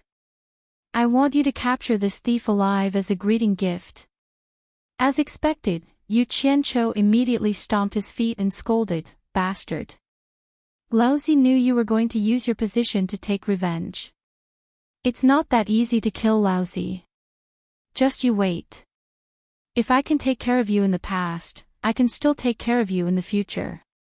He couldn't finish his sentence. De Mingluan was protecting him by his side. Jin Tai had already turned around without hesitation and said indifferently, "Yu Qianqiu. You actually dared to lie to this sovereign. Fine. Today, I'll take you as a greeting gift to Vice Palace Lord Yan." Yu Qianqiu immediately scolded, "Jin Tai. You even believed Yan Zhuixing's nonsense. Once you let them out, you will never be able to turn the tables." Yu Qianqiu. Bai Qi hesitated for a while before indifferently interjecting, "Why don't you stay here for now? Vice Palace Lord Yan didn't say that he would kill you. If there are any grudges between you two, why don't you sit down and slowly resolve them? Maybe Vice Palace Lord Yan will forgive me." It would be strange if he had a good ending in Yan Zhuixing's hands. Yu Qianqiu didn't expect the two of them to fall out so quickly. They didn't even give him a chance to explain. He flew into a rage and said, "Don't worry your head. For Wan Ling to fall for a man like you is her misfortune. Laozi will remember today's debt. Jean Tai snorted coldly. The way he looked at Yu Qianqiu was like an eagle looking at a chick. It seemed like he could capture him effortlessly. Bai Qi's face was also somewhat distorted by Yu Qianqiu's scolding. He said in a deep voice, "Let's talk after you stay here." He opened his palm and created a gust of wind. "Stay my ass. What are you?" Yu Qianqiu placed his hand on Deming Luan's shoulder. A frighteningly hot purple flame suddenly burst out from his body. A surging wave of purple flames appeared in front of everyone. Jean Tai and Bai Qi cried out in surprise, "Purple flames!" Protective qi quickly surged out from their bodies to protect themselves. At the same time, Bai Qi's 5 claws were enveloped in a thin layer of light. His 5 claws moved as fast as lightning toward the purple flames, but he missed. The purple flames were also extinguished in an instant. The two of them could no longer see the figures of Yu Qianqiu and Deming Luan. Bai Qi looked around and shouted angrily, "Search! I've set up a formation here. He can't escape." The two figures, one gold and one white, quickly spread out and released their powerful divine sense to search the valley.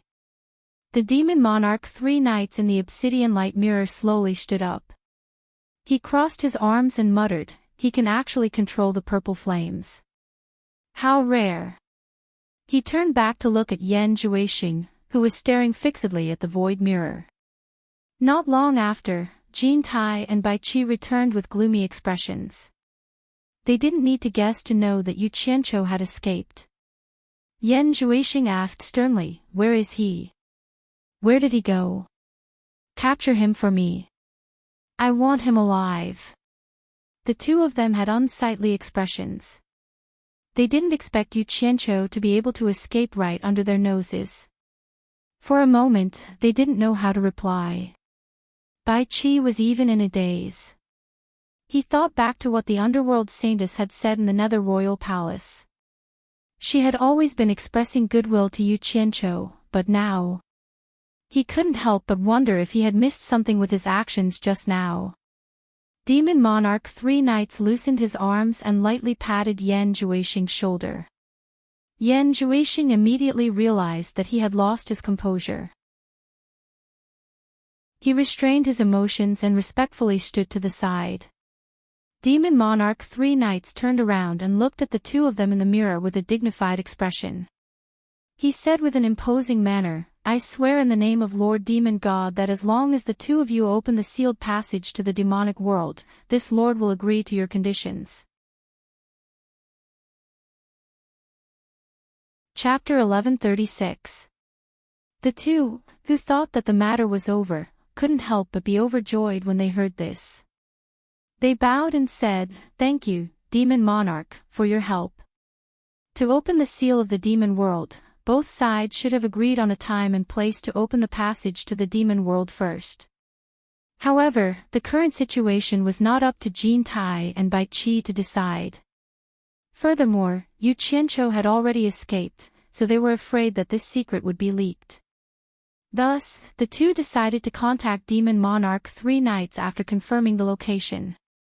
After Bai Qi and Jean Tai left, the void mirror image in the demon palace naturally disappeared. Demon Monarch 3 knights looked at Yan Juexing and said with a faint smile, "Yu Qianqiu can hide for a while, but he can't hide forever. When my demon world army returns to the 3 realms, it won't take much effort to catch him. At that time, he will be at your disposal." "Yes." Yan Juexing said respectfully, "Demon Monarch, please understand." Yan Juexing lost his composure. Demon Monarch 3 knights didn't try to comfort him anymore. He suddenly looked outside the palace and said in a deep voice, "Men." His voice reverberated outside the demon palace, and the blood clouds on the roof surged. "Present." Eunuch Li instantly appeared in the palace to receive the order. Demon Monarch 3 knights flung off his scarlet cape and waved his hand in high spirits. "Pass down the order, order the 36 great demon kings to quickly come to the demon palace."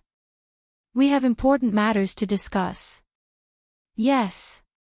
Eunuch Li accepted the order and quickly left. In the underground base of the Divine Ruin Realm, the two people who were fleeing suddenly appeared.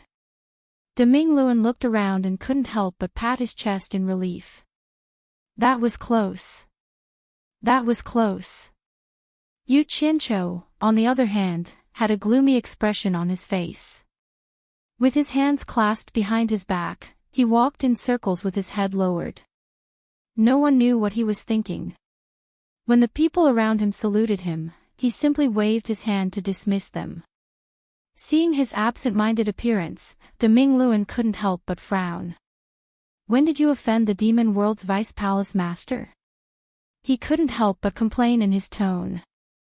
Since he had offended the vice palace master of the demon palace, he still followed by Qi and Jin Tai to contact demon monarch 3 nights. Damn it. That guy was lucky enough to escape with his life. I was the one who beat him to the point that he escaped into the demon world. Who knew that he would become the vice palace lord of the demon palace? In my opinion, the vice palace lord of the demon palace is too worthless. It doesn't matter if it's a human or a dog. Yu Qianqiu spat. Now that things have come to this, there's no other way. Deming Luan looked around once again, and sighed with emotion. Looks like we can only temporarily hide in the ruins of God. Fortunately, the ruins of God can't be entered from the outside for a short period of time, so we are temporarily safe. However, the people of the 3 realms are probably going to suffer. Damn it. Jin Tai and Bai Qi, those 2 bastards. No. We still have time. We still have a chance to stop them. Yu Qianqiu seemed to have thought of something, and he shouted at the top of his lungs, Zhongpeng. Zhongpeng. Zhongpeng. He grabbed a subordinate who had just passed by and said anxiously, "Tell Zhongpeng to come see me quickly." Seeing that he was so anxious, the subordinate hurriedly said yes and ran away.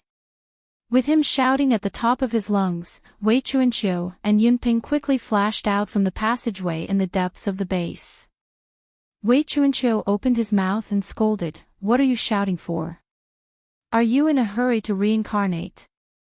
Yu Qianqiu still had a calm expression as he walked in circles with his hands behind his back. Deming Luan immediately gave a rough account of what had happened. Wei Chuanqiu and Yunping sucked in a breath of cold air at the same time. They never thought that Jin Tai and Bai Qi would actually be so crazy that they wanted to open the demon world and release the demon world army led by Demon King 3 Knights. Especially when they found out that Yu Qianqiu had actually offended the vice palace lord of the demon palace, and that the other party had sworn to kill him, the 2 of them couldn't help but look at each other in dismay, not knowing what to say. The 2 of them couldn't imagine how this guy had made so many enemies, and all of them had such powerful backgrounds. How did he even offend the people of the demon world? Not long after, Zhongping quickly flashed in from outside and bowed, "Master." Without waiting for him to say anything more, Yu Qianqiu's eyes revealed a fierce glint as he said sternly, "Immediately gather everyone to enter the first level of combat readiness, and await orders at any time." Zhongpeng was startled, then quickly bowed and said, "Yes." His face revealed an incomparably excited expression, the kind of excitement that a soldier would have when he smelled the scent of blood after a long drought. Without saying anything else, he slipped away like a wisp of smoke. Wei Chuanqiu strode over and shook his head, saying, "With just these people under you, you want to fight against the demon world army? I'm afraid." Before he could finish, he found that Yu Qianqiu had already disappeared, and no one knew where he had run off to. In the human world, halfway up the mountain behind the mountain god temple where the Hong Gang and Qin Gang's headquarters were located, Yu Qianqiu's voice suddenly sounded, "Hong Qi, Gu Qingyun, come out." Hearing the voice, a figure rushed out from a side room and quickly bowed to Yu Qianqiu, saying, "Master. Why are you here?" It was Hong Qi, holding a pot of wine in his hand. His mouth was glistening with oil, and his hands were also greasy. When he spoke, his mouth still reeked of wine. He must be living a good life. Where did Gu Qingyun go? Yu Qianchou used his divine sense to scan the surroundings, but he didn't find Gu Qingyun's figure. Hong Qi replied with a smile, last time, after gathering all the cultivators in the human world who know alchemy, Gu Qingyun felt that it was necessary to make a record of all the cultivators in the human world. In case anything happens in the future, it would be convenient for him to check at any time. He is doing that now. Good. This is a good idea. I really didn't choose the wrong person.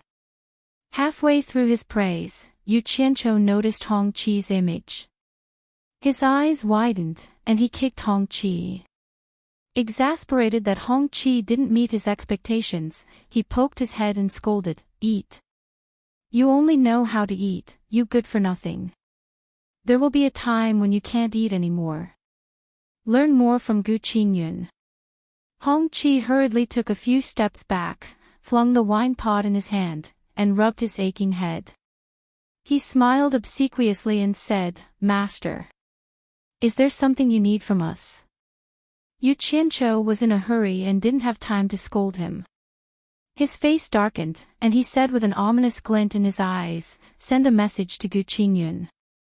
The two of you immediately order all the cultivators in the cultivation world to gather at the World Commerce's cornucopia as soon as possible. If anyone disobeys, kill without mercy." Hong Qi's expression turned solemn, and he immediately realized that something big had happened. He replied seriously, "Master. There are over 1 million cultivators in the entire cultivation world. You have to at least give them some time. I'm afraid it's impossible to gather them all in a short period of time." Give them time. Didn't I tell you to do it as soon as possible? It was as if Yu Qianchou had eaten a bomb, falling out with him at the drop of a hat. He pointed at his nose and scolded sternly, "When did you learn to haggle? What are you Hong Gang and Qin Gang raising so many people for? If there's a way, you have to do it. If there's no way, you have to do it well. Do as you see fit. Gather all the cultivators as soon as possible. If anyone disobeys, kill them all." "Yes." Hong Qi's scalp went numb, and he said, "I'll do it right now." Who knew that just as he turned around, he heard his master shout again, "Wait. I haven't finished speaking, why are you in such a hurry?" Hong Qi hurriedly turned back and looked at him obediently. "There's something between you and Gu Qingyun, I need someone to personally go and settle it for me," Yu Qianchou said slowly with a deep voice. Seeing him like this, Hong Qi was more or less nervous and asked, "What is it?" Yu Qianchou clasped his hands behind his back, and his gaze suddenly turned to the far east. An image of an island appeared in his mind, and with a malevolent expression, he said, "Quickly capture Yan Juixing's mother and sister and hide them well. Don't let anyone know where they are hidden. Who knows, they might be of great use to us. If anyone dares to stop us, kill them without any hesitation. The most important thing is to capture them. Do you remember what I said?" He turned back and stared at Hong Qi. Hong Qi instantly let out a sigh of relief. So that's what it was. He immediately patted his chest and promised, "Don't worry, Master. Our Hong Gang and Qin Gang are the best at this. I'll personally go to Fuxian Island. If you mess this up, you'll be crying." Yu Qianchou snorted and disappeared on the spot. Seeing that his master had left, Hong Qi's tense nerves relaxed, and he exhaled and said, "Oh my God. With master's current cultivation, why did he cause such a huge commotion? What is he trying to do? Yan Juixing's mother and sister. Could it be that Yan Juixing came out to cause trouble again?" Then he shook his head and didn't dare to delay. He knew that his master was easy to talk to when he was easy to talk to, but when he was ruthless, even he couldn't handle it. In the valley outside of illusionary Immortal City, Yu Qianchou, who had just appeared, checked the surroundings and quickly changed his appearance to Niu Yud's. He flew towards the direction of illusionary Immortal City without hesitation. In the clouds above illusionary Immortal City, there were still flowing lights everywhere. Although the Immortal Palace had collapsed, it was only the Immortal Palace's forces that had collapsed. It didn't have much to do with the other sections. They just changed to another sect and became the supreme one. Moreover, Jin Tai and Bai Qi hadn't been caught yet, so the Heartless Palace's main focus wasn't on shuffling the cards. If Jin Tai and Bai Qi had been caught, then it would be hard to say. In short, the various sects weren't affected much. Yu Qianqiu passed through the clouds and floated in the sky. He looked down at the still flourishing illusionary Immortal City and couldn't help but sneer. A disaster was really imminent. His gaze searched for the original location of the Heartless Palace's branch, but he realized that after he burned it down, it was cleaned up and there were no signs of it being rebuilt. He then looked at the conspicuous spot where the Chamber of Commerce Alliance used to be and realized that a magnificent palace had been built. He immediately understood everything. This palace was probably built by the Heartless Palace. Otherwise, no one would dare to occupy this treasured land of feng shui. He took out a large pile of paper and scattered them with both hands. Instantly, they flew towards the illusionary Immortal City like snowflakes. These were all flyers that he had ordered people to hurry up and print. This wasn't the end. As he flew, he scattered a few more piles. There were over 10,000 of them. After he was done, he disappeared in the sky. When he reappeared, he was already at the foot of the abandoned World Commerce Alliance's mountain. Only then did he slowly fly towards the center of illusionary Immortal City. He wanted to see how the commotion he had caused was. Chapter 1137. When he arrived, the central square of the illusory Immortal City was already in chaos. Flowing lights fluttered about like countless blooming fireworks, and figures flew off in all directions. There were even white pieces of paper that surged with the wind in the sky but refused to descend for a long time, and people would occasionally fly over and grab them away. Chaos. Chaos. The entire hallucinatory Immortal City was filled with exclamations like boiling water. Whether flying in the sky or running on the ground, as long as they were in a hurry, they would all have a white flyer in their hands. The bustling and crowded plaza instantly became much sparser. What was left was a bunch of wandering cultivators holding flyers in their hands. They didn't belong to any sect, so they didn't need to report anything to anyone. Yu Qianqiu, who arrived late, was very satisfied with this result. This was the result he wanted. He flashed into the plaza and walked to the side of the sighing wandering cultivators. He cupped his fists and pointed at the chaos around him. Everyone. I don't know what happened. How did it cause such a big commotion? It's you. I know you. One of them suddenly pointed at Yu Qianqiu and exclaimed. Yu Qianqiu looked at him and was startled. Before he could react, the other cupped his fists and smiled. Did sire forget? When the Merchant Alliance was attacked by Heartless Palace's consecrator Fang Yi, you also asked me a question. He pointed at the former location of the Merchant Alliance. So that's how you know, you gave me a fright. Yu Qianqiu made an "oh" sound and immediately reacted. Recalling that he pulled someone over to ask a question back then, he slapped his forehead and said with a smile, I remember, what a coincidence. I didn't expect to be asked about you again. He pointed at the surroundings and asked, what happened? When the others heard this, they all sighed and shook their heads. That person handed the flyer to Yu Qianqiu and said, I don't know if it's true or not. If it's true, it will be very troublesome. Yu Qianqiu pretended to take the flyer and recited the content as if he knew it by heart. The three realms are in an emergency. Jin Tai and Bai Qi were unwilling to accept defeat. They were about to reopen the sealed passage to the demon world and release the demons led by Demon King 3 Night to invade the three realms. The world was in danger. I hope that the heroes of the immortal and netherworld will put aside their personal grudges and work together to quickly defend the 74 passageways leading to the demon world.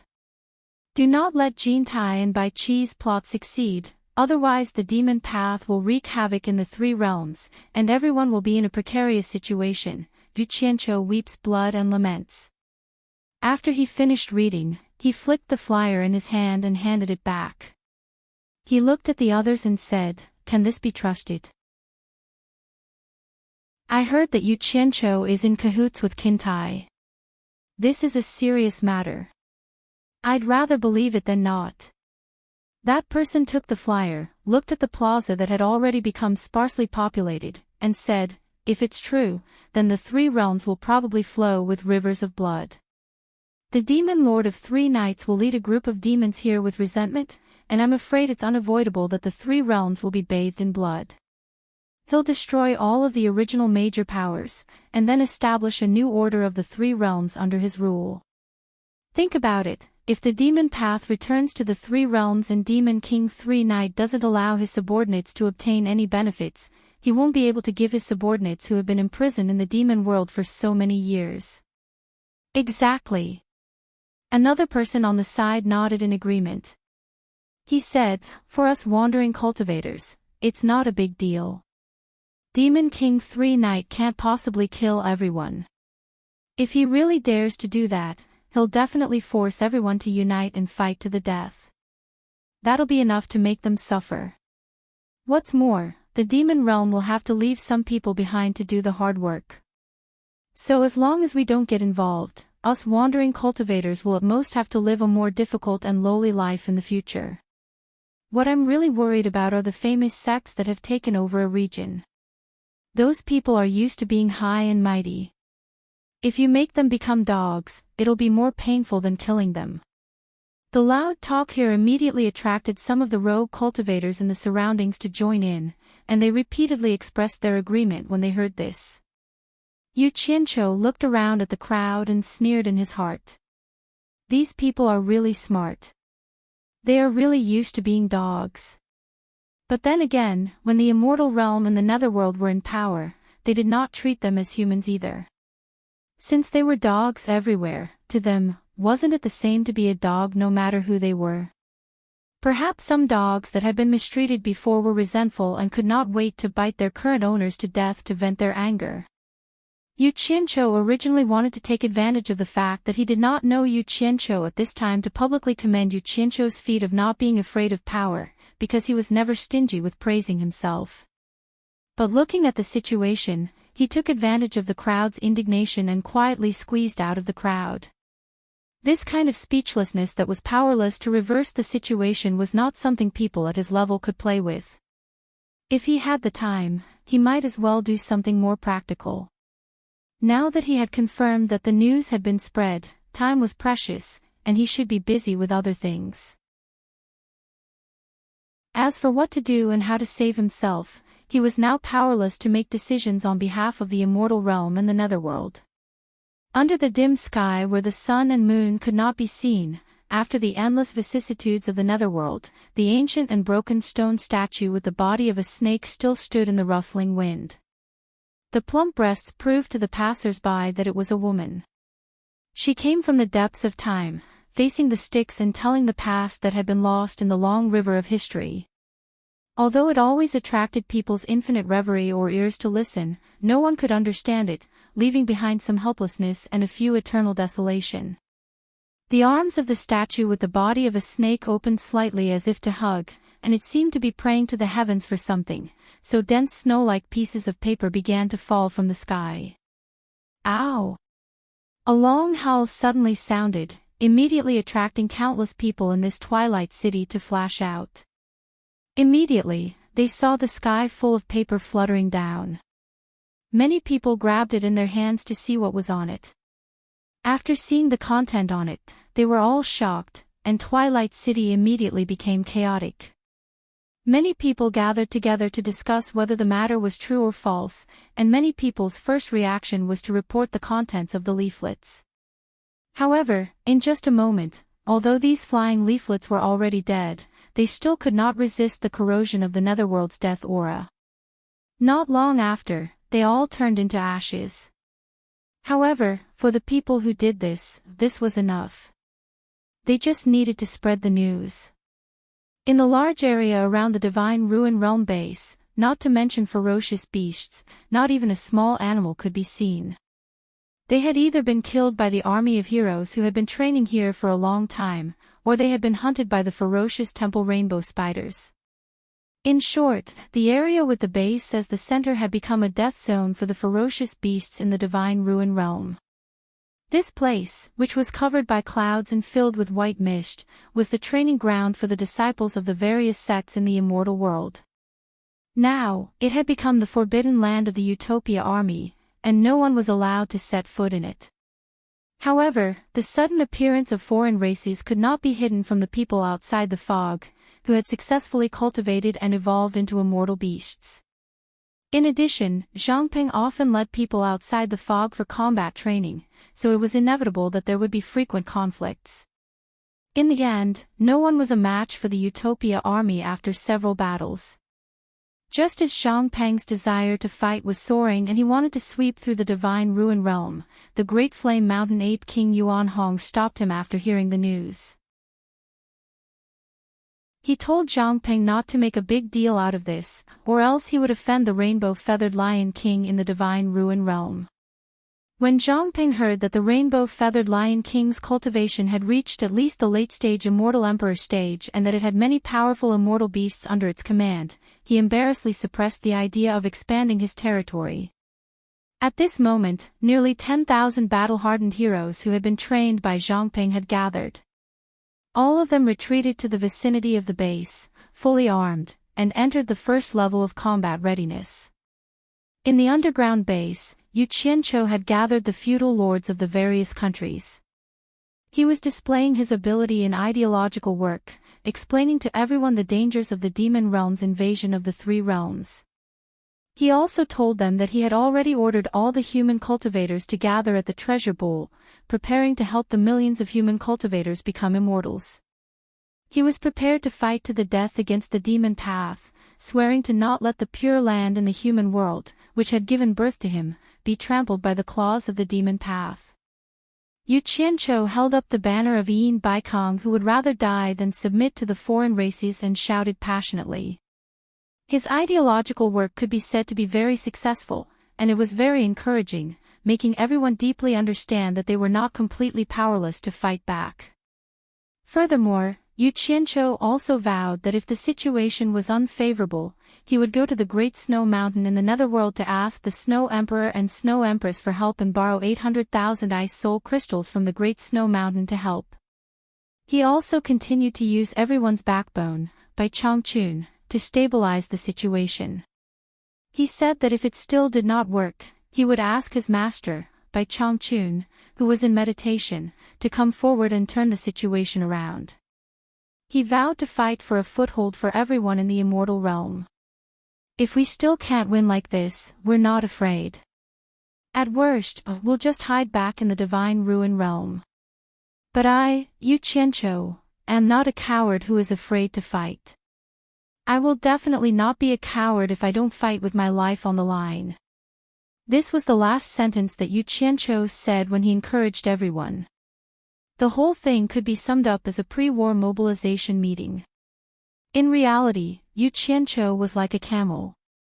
If he had not been forced into a dead end by Yan Juexing, he would still want to take the shortcut to take advantage of the situation.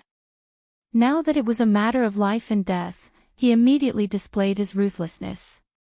He did everything, said everything, and was prepared to use all his resources and strength to fight. Fortunately, he had accumulated a lot of wealth over the years, but he did not know if it would be of much use. However, he had already made up his mind.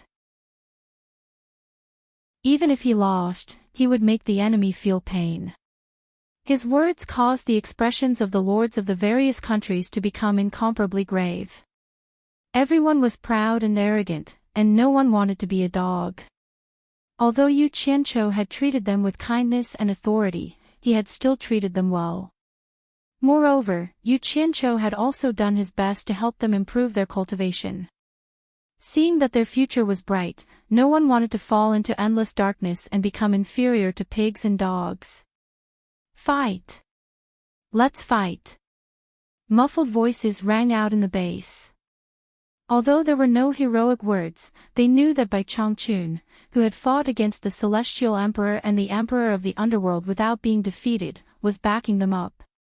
Because Bai Changchun had never disappointed them. What's more, there were huge forces like the Immortal and Netherworld resisting the Demon World's army together. No one felt that there was anything to be afraid of. Chapter 1138. To put it bluntly, these old foxes subconsciously took it for granted that even if the sky collapsed, there would be someone taller to hold it up. What was there to be afraid of? At most, they could just hide back in the divine ruin realm. This was the effect that Yu Qianqiu wanted. He had never thought that he could really make these guys risk their lives without any distracting thoughts. If he put himself in their shoes, he would not do that. Now, he was trying his best to motivate them to go to the battlefield with confidence. He wanted to maintain their morale before the battle and do his best to help them prepare for the battle. As for after the battle, it was not up to them.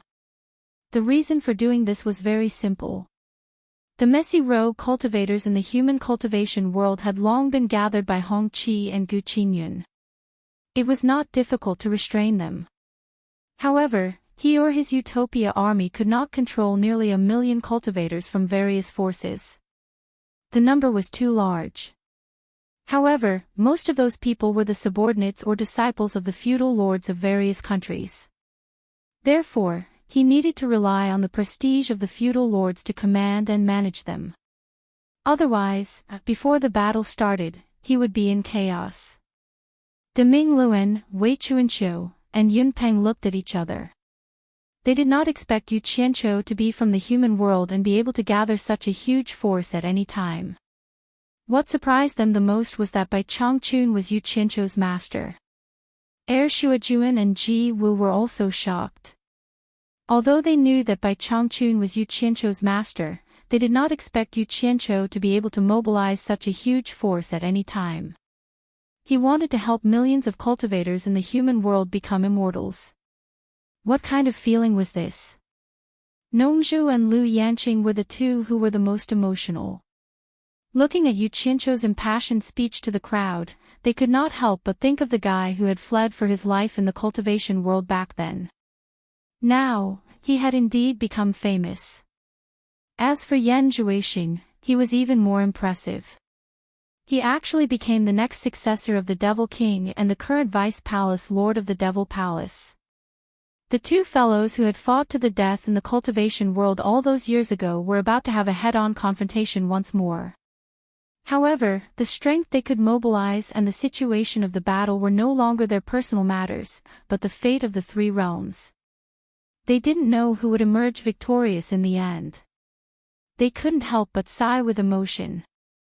On the other hand, Ziyi, Furong, and the others who had been watching from the side, when they saw Yu Qianqiu's imposing manner of leading a group of heroes into battle, their eyes more or less sparkled with little stars. Ziyi suddenly realized that this man didn't look that annoying, and seemed to be quite charming. Her pretty face secretly blushed, and she looked left and right. Fortunately, no one was paying attention to her right now. At this moment, a cracking sound could be heard from outside. Everyone turned to look and saw a very strange-looking person calmly walking in from the outside. They couldn't see who it was, but the person bowed to Yu Qianqiu and said, "Master, I've come to find you. Everything is ready." Only then did everyone realize that it was Zhang Peng, the person in charge of this place. They couldn't help but look at the armor on his body with interest. Because Zhang Peng had never let them see such a strange attire when he organized everyone's training, they had never seen such a strange attire. First of all, the entire armor was very close-fitting. It was clearly tailor-made. It was covered with spikes of different sizes and lengths, and there was a matching long sword stuck on the back. Only 2 eyes could be seen, and there were some small air holes between the mouth, nose, and ears. It was an extremely strange appearance. The entire body of the armor glowed with a dark light. It was obvious that it wasn't an ordinary item, but a treasured armor that had been meticulously refined. At this moment, Zhangping gave everyone the feeling that he was a demon that had walked out from the depths of darkness. They wanted to use their divine sense to investigate him, but they found that it was impossible to penetrate. Only by using their divine sense to penetrate through the eye sockets and air holes could they see his true appearance. Everyone suddenly saw a person dressed like this appear. Before they knew that this person was Zhangping, they couldn't help but feel a little scared. Yu Qianqiu nodded slightly to Zhangping. Zhangping turned around and walked out, while Yu Qianqiu looked around at everyone and said, "Everyone, follow me out and take a look." Everyone looked at each other. They didn't know what Yu Qianqiu wanted them to see, but they all followed behind Yu Qianqiu and walked out. When they reached the exit of the underground base, a sharp zhi sound suddenly came from above. A multicolored figure jumped down from above, and 8 light golden claws fiercely pounced towards Zhangping, who was wearing armor in front of him. There was a ding-dang sound that belonged to metal. "Be careful." Someone in the crowd could not help but give a warning. The others also suddenly became alert, thinking that they had been attacked by a fierce beast from the ruins of God. Yu Qianqiu turned around and said to everyone with a faint smile, "Don't worry. It's one of us." Everyone was stunned. They saw that it was a multicolored spider that was as big as a table. Its 8 sharp claws and ferocious fangs were all light gold. If it spread its limbs, its body length would be at least 4 to 5 meters, and it had already hugged Zhangping under its abdomen. Zhangping turned around and glared at it. The multicolored spider immediately acted like a child who had done something wrong, and landed on the ground obediently. Zhangping flashed onto its back, and it immediately used all 8 of its legs to quickly climb out with Zhangping on its back. Only then did everyone believe that it was indeed one of their own, but it was a spider. When everyone walked into the valley outside the base, they immediately saw the big spider carrying Zhangping as if it was flying up the valley. Yu Qianqiu flew up in a flash, and everyone else followed suit. There was a large group of people standing outside the valley. They were all wearing strange armor like Zhangping's, and they were faintly discernible in the mist. They stood silently in the mist, and their auras were like demons that had walked out of a nightmare. It was a very shocking sight to behold. There were even many people with a multicolored spider lying beside them. Its 8 sharp claws moved restlessly, but it didn't dare to move. Its restless and unpredictable claws seemed to want to break out of the misty nightmare and pierce into the chests of the people who were sleeping. Zhangping had already received instructions from his master in advance. He had purposely lined up in the form of a military parade to show off his family's wealth, in order to strengthen everyone's determination to not be afraid of a battle. Zhangping, who was standing on top of the big spider, suddenly waved his hand and pointed to the left. Everyone couldn't help but look over. Next to a giant snake the size of a small mountain, a giant frog the size of a house, and a giant eagle resting on the ground, there was a ghost-like person in black armor standing next to each of them. Zhangping then waved his hand and pointed to the right. The people who were already somewhat dumbfounded looked over again. There was a giant scorpion, a giant centipede, and a strange wolf the size of a horse with scales all over its body bearing its fangs. There were all kinds of fierce beasts everywhere, and every one of them was accompanied by a ghost-like person in black armor. These huge fierce beasts took up a lot of space, and no one knew how many people and strange fierce beasts were in the depths of the mist. No one knew how much killing power these people and strange fierce beasts could unleash. Everyone couldn't help but suck in a breath of cold air. They didn't expect Yu Qianqiu to have such a team hidden in his hands. What they didn't know was that other than the colorful temple spiders, the other fierce beasts were all created by Zhangping.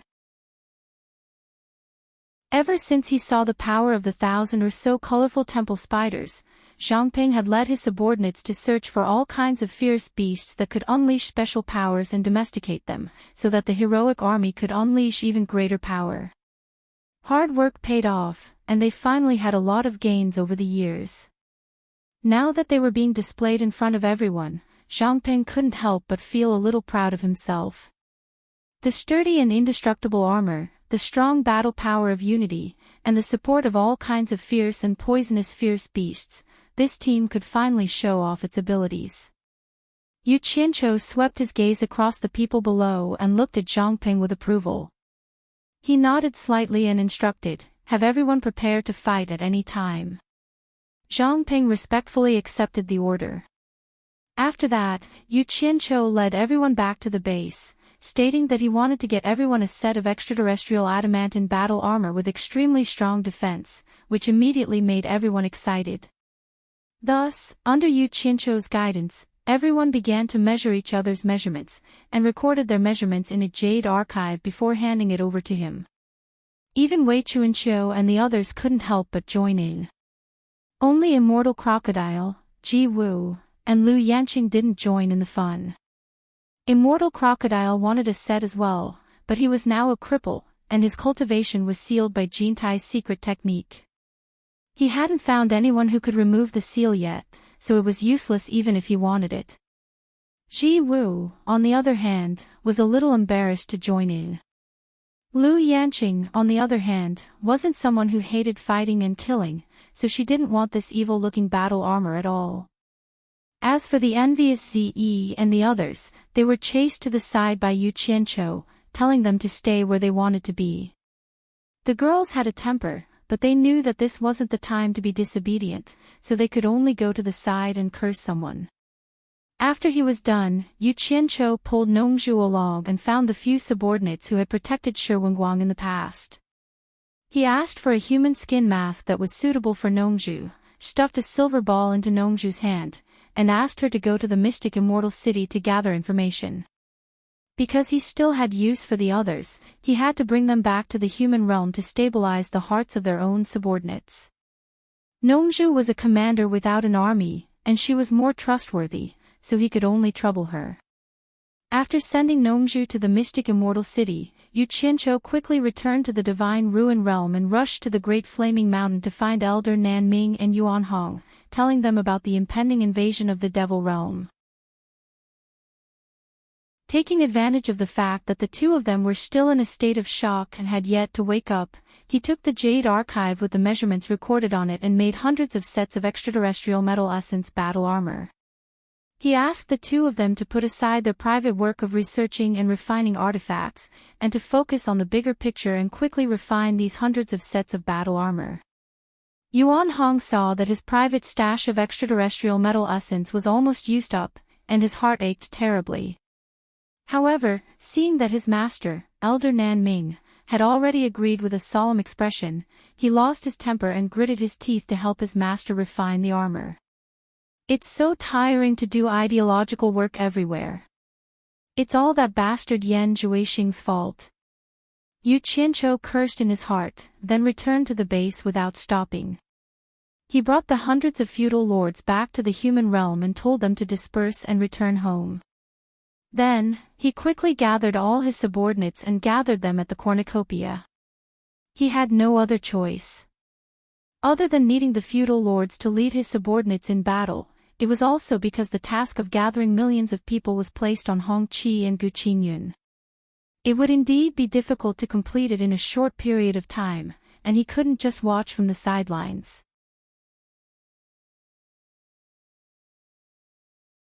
Chapter 1139. Within the illusory immortal city, a destitute independent cultivator's stall had a few tens of various metal carvings on it. There were all sorts of lifelike birds, beasts, people, and things, and their exquisiteness could indeed be considered as handicrafts. This seemingly destitute independent cultivator was none other than Nongzhu. These *T handicrafts were made by Yu Qianqiu at the last minute in order to fool him, and there were a few hundred of them. In Yu Qianqiu's words, I'm not really asking you to set up a stall to sell things, and you just have to make something to deal with it. Your main task is to inquire about all sorts of information.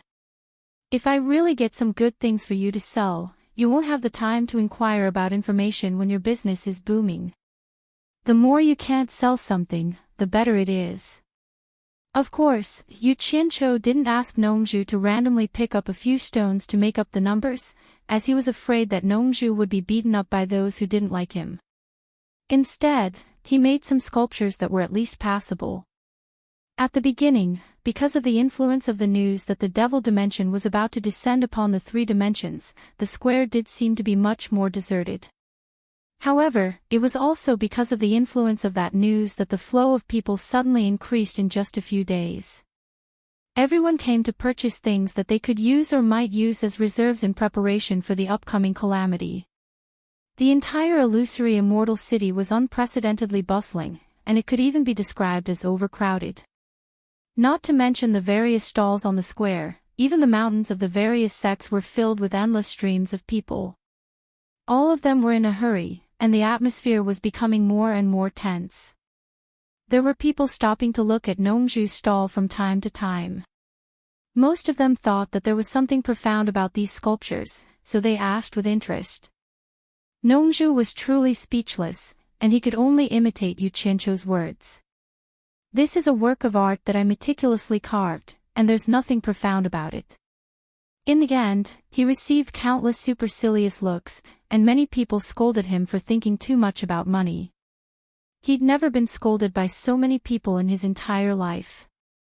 At first, Nongzhu really couldn't take it, but as time passed, he got used to it.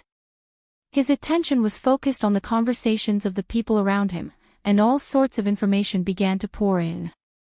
Speaking of which, the various sects had to thank Yu Qianqiu for using the teleportation function of the Golden Pearl to deliver the news in time. When the various sects received the news from their sects, they were all shocked.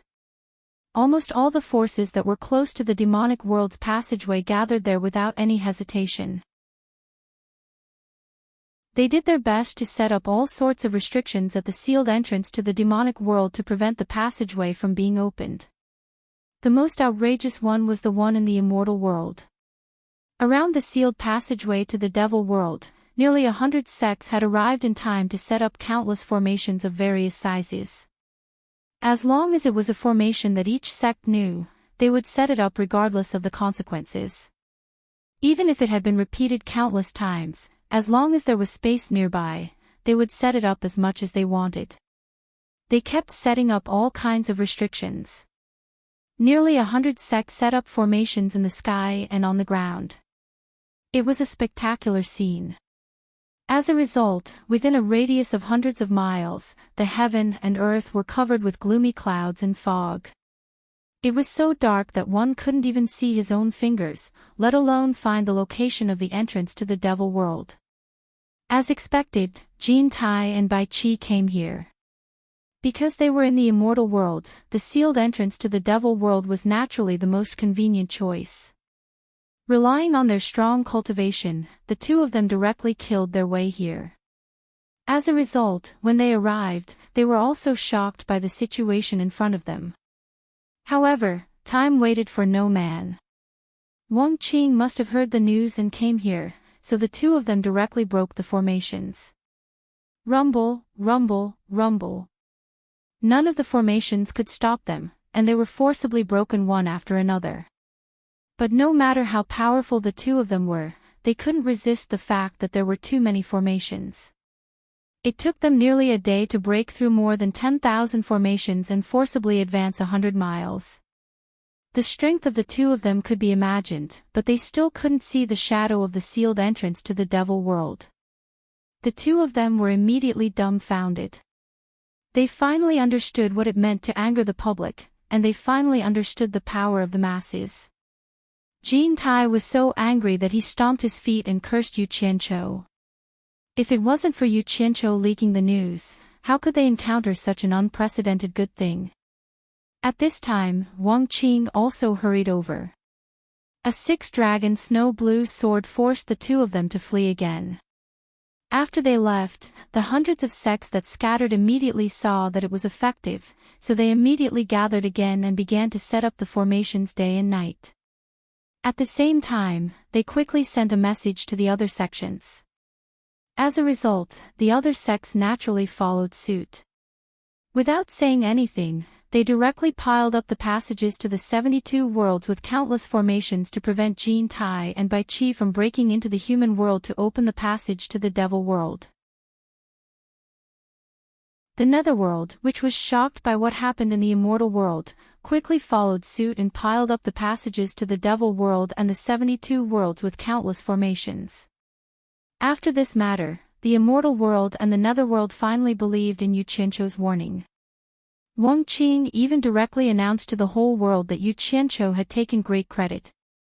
From today onwards, the grievances between the Heartless Palace and Yu Qianqiu were written off. And the various forces that were scared to the point of cold sweat expressed their praises to Yu Qianqiu without hesitation. However, Yu Qianqiu himself did not expect that the various sects could come up with such a method. He had always thought that there were too many entrances to the devil world. With just the power of Wang Qing and his son, they could not take care of the east and west. So, he was still actively preparing for war. Nongzhu, who received this news, could not help but sigh. No matter what happened in the future, at least for now, it seemed that the boy really changed the fate of the three realms. Then, in view of Jin Tai and Bai Qi's unscrupulous means, under the call of the King of the Black Mountain in the Netherworld and the Heartless Palace in the Immortal World, all the forces were mobilized. They patrolled their respective territories day and night, searching for Jin Tai and Bai Qi's whereabouts. And for their own interests, everyone united unprecedentedly. At the first moment, they jointly formed the Immortal Underworld Demon Killing Alliance. The groups formed by the two realms deployed their forces as quickly as possible and divided their forces to guard the passages to the various realms. Once they found that the formations were destroyed, they immediately filled them up. Not long after, another piece of news came. Under the inescapable net formed by all the forces, they really found Jin Tai and Bai Qi's sneaky tracks in the immortal world. However, they had no way of catching the two. After the two killed many people, they easily escaped. Then, the two's tracks appeared again and again in various places, but there was nothing they could do. In the end, they were repeatedly destroyed and repaired at the same time. For a time, Jin Tai and Bai Qi were exhausted, and Wang Qing and Wu Feng, who chased the two everywhere to put out the fire, were also unbearably tired. However, in terms of cultivation and speed, they were not as good as the two's ability to escape. They really could not do anything to the two who specialized in destruction. The two sides were in a stalemate. So, someone suggested that the passage between the immortal world and the netherworld should also be stacked with a large formation to reduce the area where the two could escape. But Wang Qing and his son knew that it was useless. With the two's cultivation, no matter if they were trapped in the immortal world or the netherworld, if they wanted to escape, no one could do anything to them. In the end, because they did not do this, Jin Tai and Bai Qi finally found the opportunity.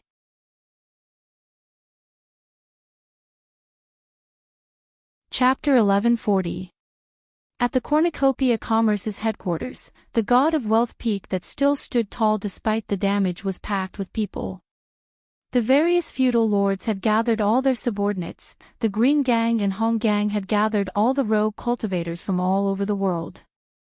Even China's cultivation world, which had the largest number of cultivators, had no choice but to comply. In a short time, over 1 million cultivators from all over the world had gathered here, an unprecedented grand occasion. Amidst the bustling crowd, everyone was looking around, curious and nervous at the same time. Most of them had no idea why they were here. Several hundred feudal lords and sect chiefs were having a meeting on the god of wealth peak.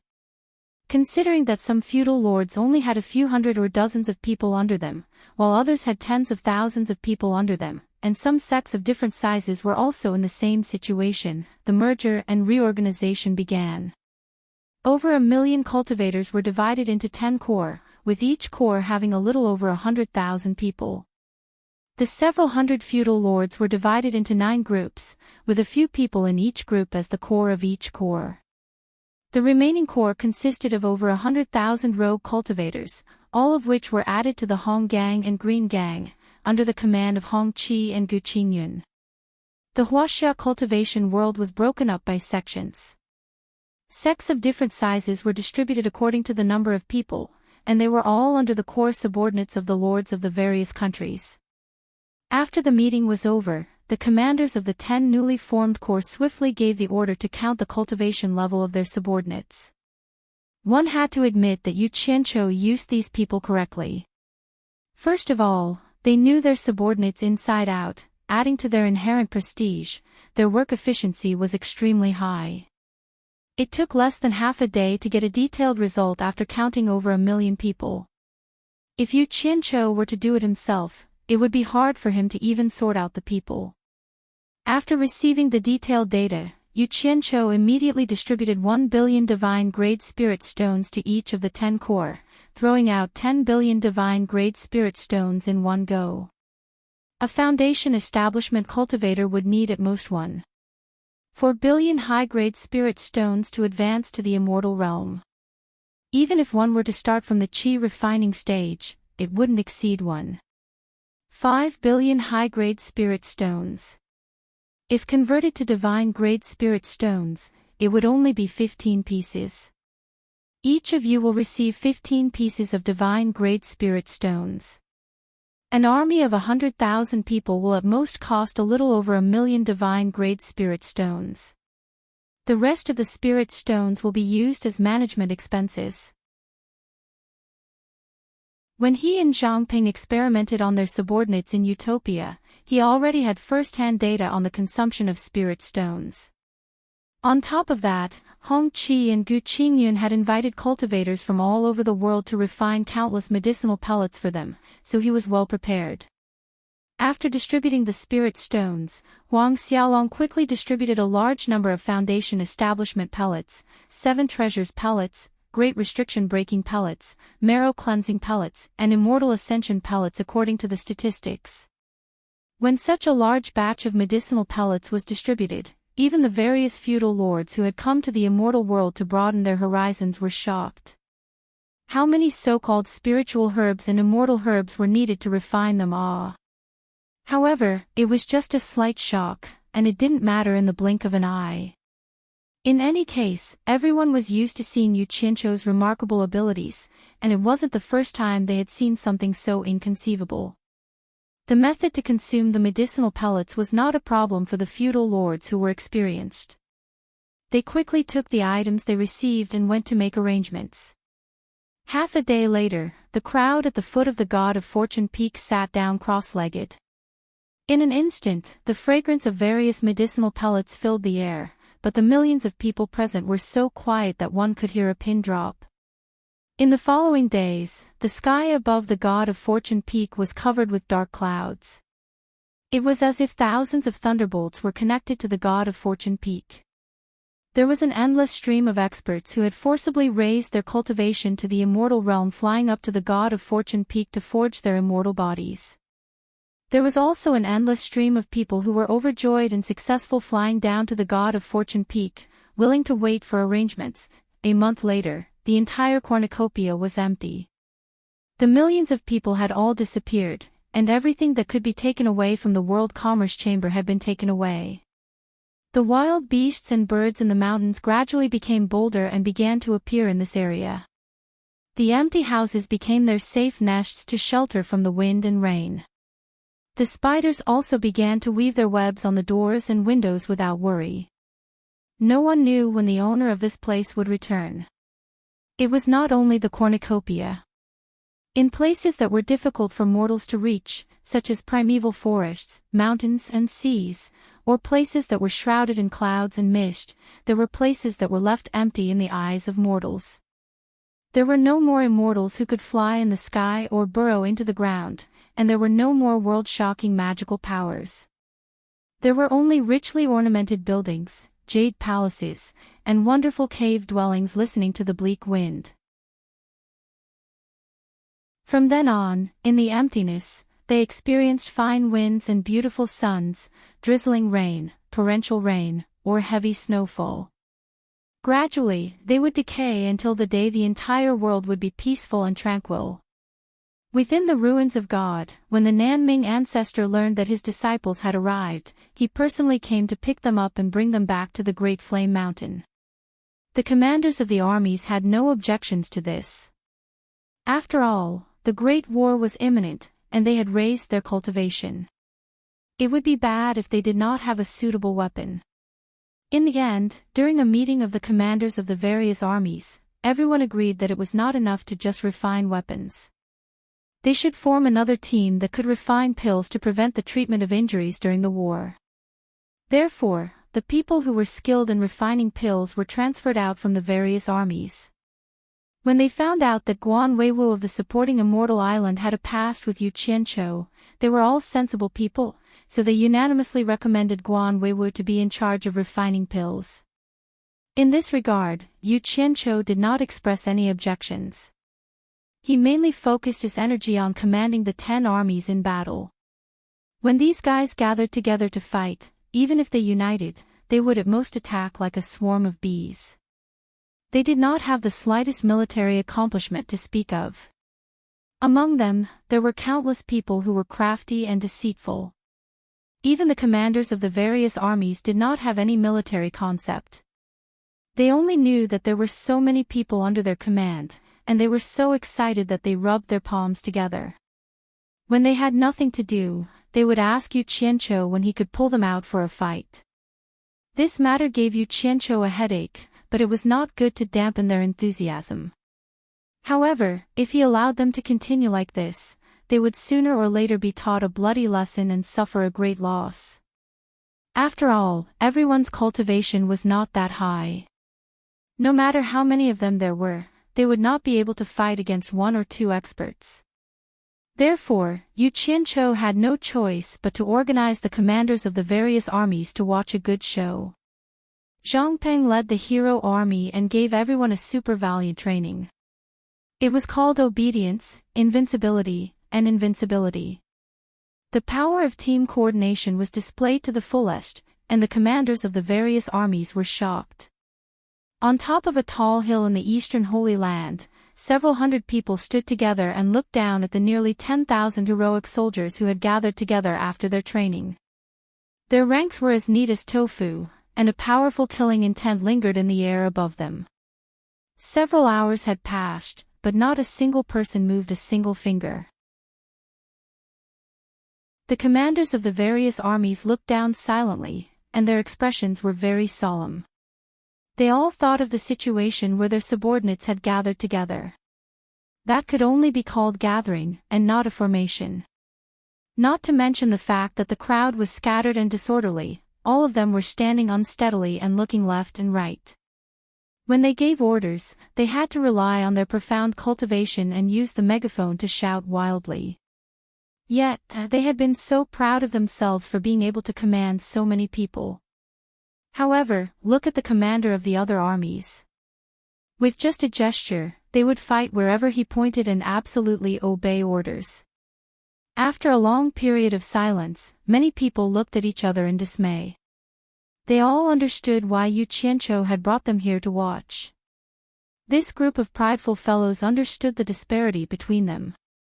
They had been led here by Yu Qianqiu to be slapped in the face by reality. All of them were instantly ashamed, and they all realized the disparity in their ability to command. Everyone.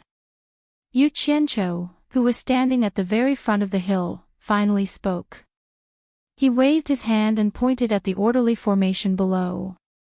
He sneered and said, "Don't be fooled by the fact that you have 1,000,000 subordinates. Do you believe that I only need these 10,000 people to defeat all of you? And this is under the condition that they are not fully equipped with the extraterrestrial metal armor. No. I'm wrong. Your subordinates can't be considered an army. They are just a motley crew." A gust of wind blew, and everyone's long robes became messy. All of them silently agreed with what Yu Qianqiu had said. After a long time, Yunnan Tian, who was at the side, said in a weak voice, "Torture Master, you said it yourself. Our subordinates can't be considered an army. If we give them some time to train, they will naturally become something." "Oh." Yu Qianqiu made a long "oh" sound.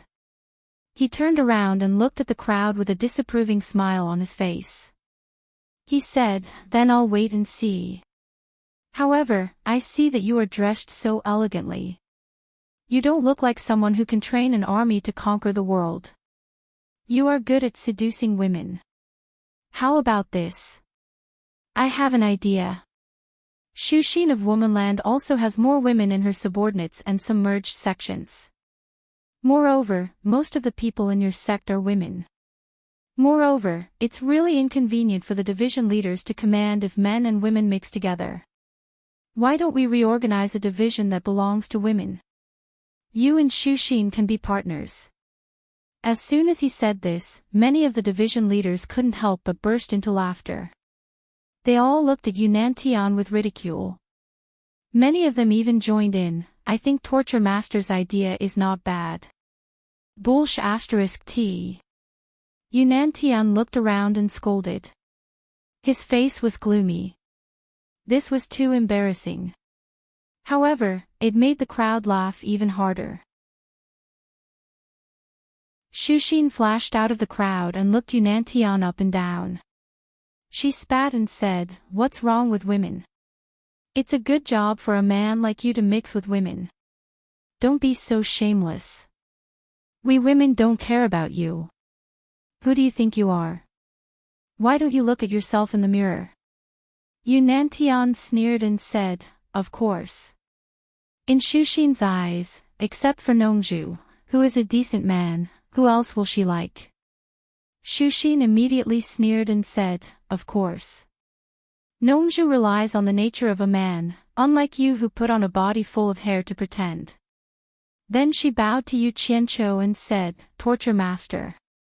I agree with your decision to establish a division of women. However, Shuxin disdains to be a partner with this man. Please transfer Nongzhu here to be my partner."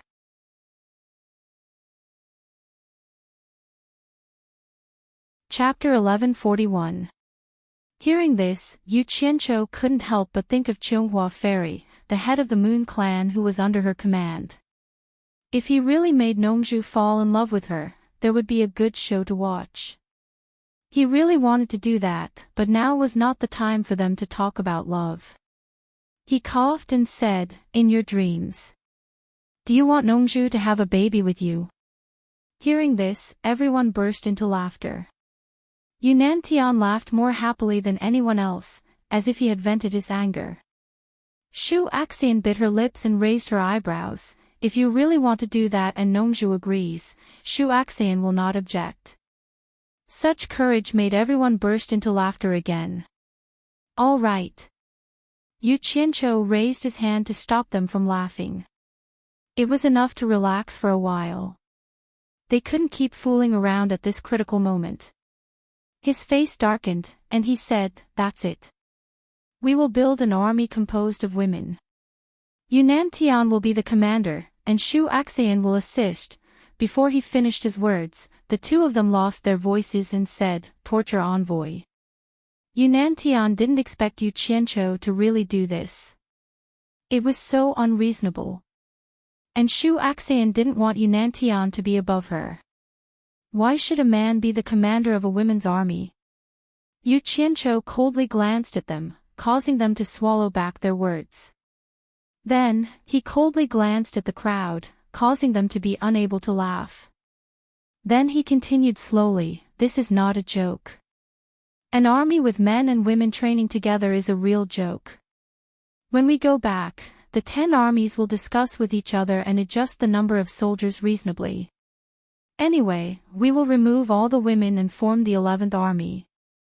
I know that many of them are husband and wife or our relatives, but I'm doing this for the good of everyone. It's better to let the men do the fighting and the women do the logistics in the rear. I think they'll be happy for the safety of their relatives." He had this idea before and wanted to find an opportunity that everyone could accept.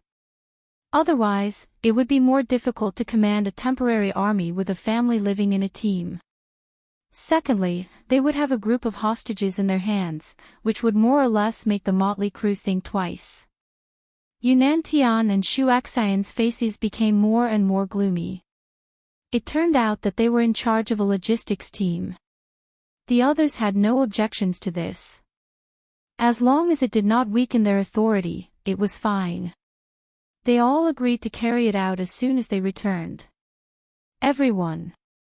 There are some things that I have to say first. Yu Qianqiu looked at the crowd and said, now that everyone's cultivation base is about the same, it doesn't matter who is in charge. If the corps commander of any legion is not capable enough, I don't mind recruiting more capable people from below. As for those who have made great contributions, they will be rewarded with unimaginable benefits in the future. Who knows, they might even have the opportunity to establish their own sect in the immortal world. As soon as these words were spoken, the atmosphere instantly became heavy. Putting aside the matter of whether he could establish a sect in the immortal dimension in the future, if the disciples he ordered around in the past were to order him around instead, then it would truly be a fatal matter.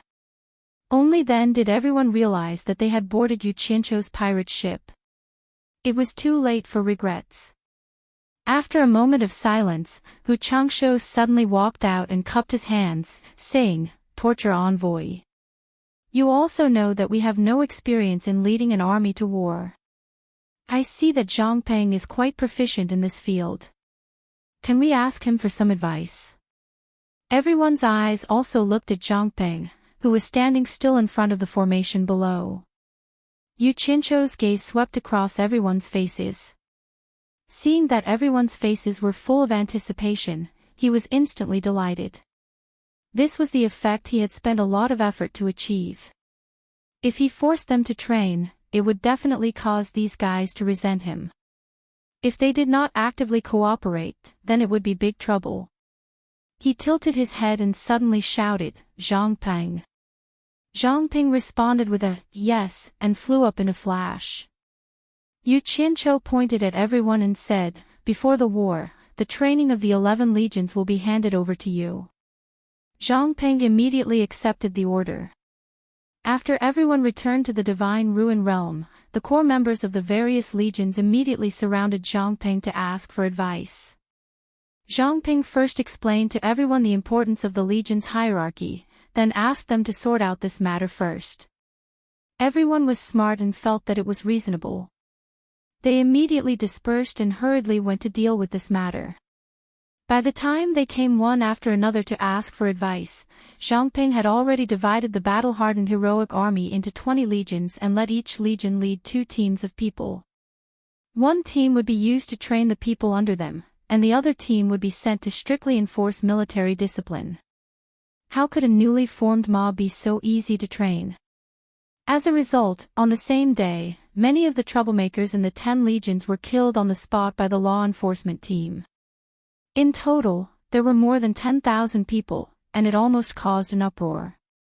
After all, everyone was now at the immortal realm, so there was no need to be afraid of them.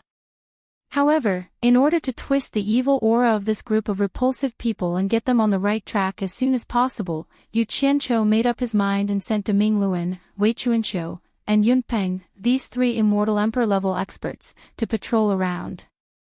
Yu Qianqiu's original words to the 3 of them were, "Don't be lenient, kill those who need to be killed." It was better for some of them to die now than all of them in the future. As a result, the 3 of them killed another 10,000 people the next day. Seeing that there were immortal emperor-level experts holding down the fort, killing them as easily as cutting vegetables, the mob immediately understood how insignificant they were. They were so scared that they kept quiet out of fear and became well-behaved. Their training was finally on the right track. In fact, most of these troublemakers were the subordinates of the various countries' lords, or people who were used to having power in their sections. Ordinary people didn't dare to jump around. As the training progressed, those people who usually didn't have the chance to raise their heads in their sects suddenly realized that under this strict hierarchy, no matter what your background was, as long as your results were better than others and you were more capable than others, the instructors would immediately give you a chance to be promoted. As for those who were mediocre, no matter how powerful your background was, they would immediately be beaten down. The rise of a group of powerless and insignificant people immediately set off a prairie fire in the 10 great legions. Those who had never had the chance to stand out immediately desperately seized this opportunity to stand out. As a result, the descendants of those with power and influence in the past were immediately unhappy. Those who were usually trampled under their feet were now bossing them around. How could they accept this? Hence, they all relied on their connections to find the lords of the legion's core, their fathers, or their masters to complain. The most typical example was Hu Changsho's son, Hu Yuntian. Hu Changsho couldn't help but be selfish in the initial stages of the establishment of the legion. 100,000 people were to be divided into 10 divisions, so he made his son a division commander. Needless to say, Hu Yuntian was quite happy to see so many subordinates under him. The military rules stated that as a division commander, his words were like a mountain to the tens of thousands of people under him. They had to obey his orders, and those who disobeyed would be directly punished by military law. This was much more power than when he borrowed his father's influence in the Cloud Palace. These people were all under his command.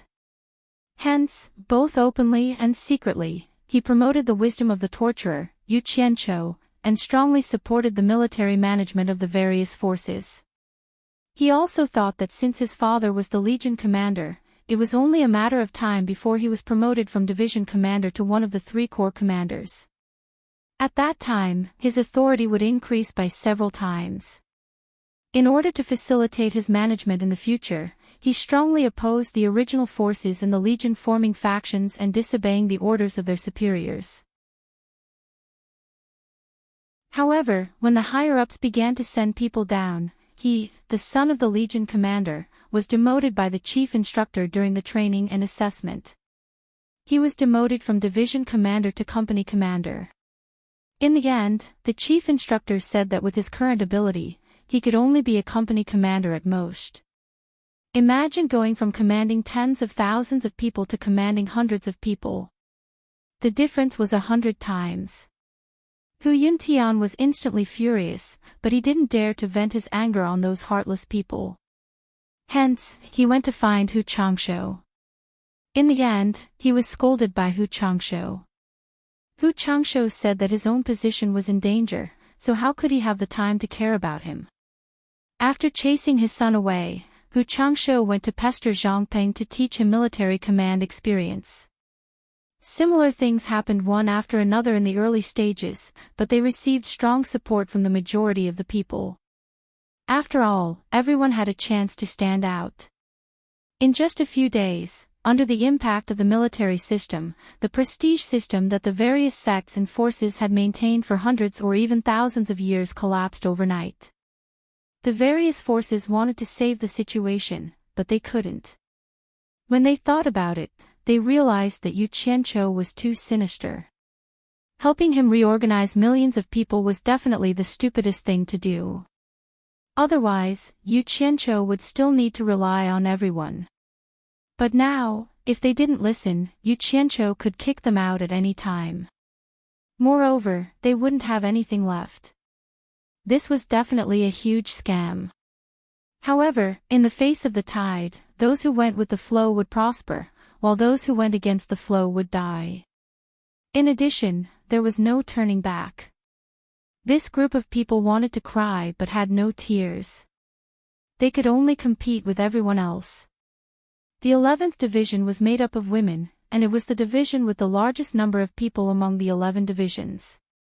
Originally, there were very few women compared to men, but because all the women were gathered together, there were a total of 150,000 women, which was more than half the number of men in the other divisions.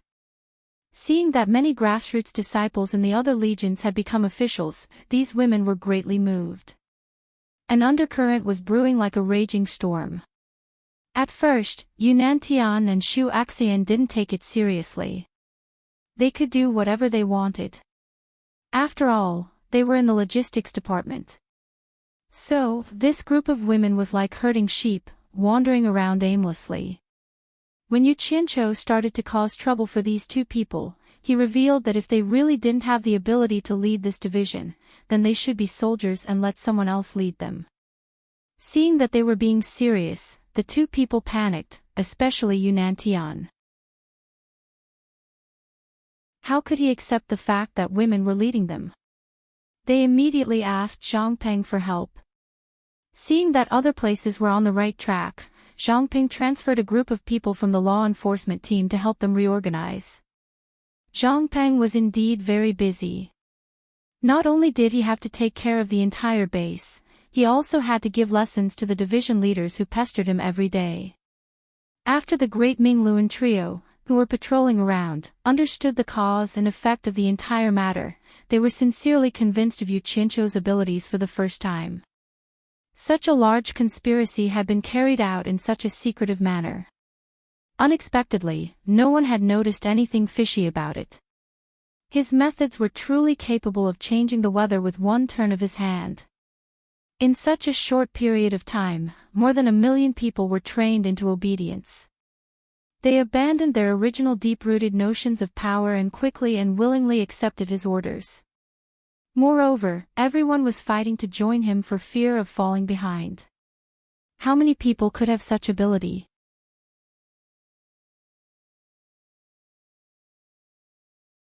Chapter 1142.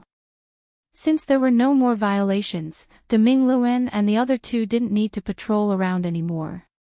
On this day, when the three of them returned to the base, they passed by Furong and the other women and heard them grumbling, blaming Yu Qianqiu for not letting them participate in such a lively event. Especially Zi, she pouted and said to the women, "You are all beauties in his harem. It's fine if he keeps you in his harem, but why doesn't he let me do this and that? It's so boring." Wei Chuanqiu, who was passing by, couldn't help but chuckle and say, "Little girl, that brat must have his reasons for doing this. Just listen to him. Otherwise, hee. I've finally learned something. That brat's methods are really powerful." The women looked at him in confusion. Zi was also familiar with him, so she immediately pestered him and asked with wide eyes, "What did the big liar do this time?" Hee. "You're right, he is indeed a big liar." Wei Chuanqiu immediately analyzed the things that Yu Qianqiu had done recently to the women. First, they used the invasion of the demon realm to scare the lords of the various countries. Then, they encouraged the lords to use their respective rallying powers to gather all the cultivators in one place. They raised everyone's cultivation to the immortal realm before bringing them back. Then, he used his power to lure the feudal lords and the original forces to help him straighten out the millions of people. Then, he tricked the feudal lords to watch a show, and made them take the initiative to ask for more training.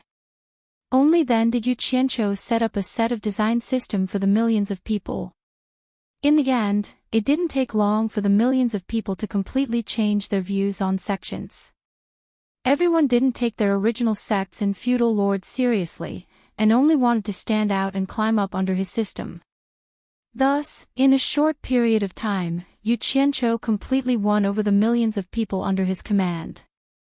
So many forces collapsed in the blink of an eye, and merged into Yu Qianqiu's force. Do you guys think that brat is a big liar? Do you guys think that brat is powerful? Wei Chuanqiu walked towards the depths of the base while shaking his head and sighing, "Powerful. How amazing. I've lived for so long, but this is the first time I've seen someone use such a strange method to control so many people. It's thousands of times more powerful than conquering people by force." If Jin Tai and Bai Qi had used this system in the immortal realm and the netherworld, they wouldn't have fallen to such a state, tsk. What they didn't know was that this was just their own analysis. To Yu Qianqiu, this was just going with the flow. Of course, there was no lack of scheming. However, from Yu Qianqiu's point of view, this system was just a system that had been perfected in his previous life. He had only roughly imitated it from his previous life. He had not designed it at all, and it was not as powerful and exaggerated as Wei Chuanqiu had described.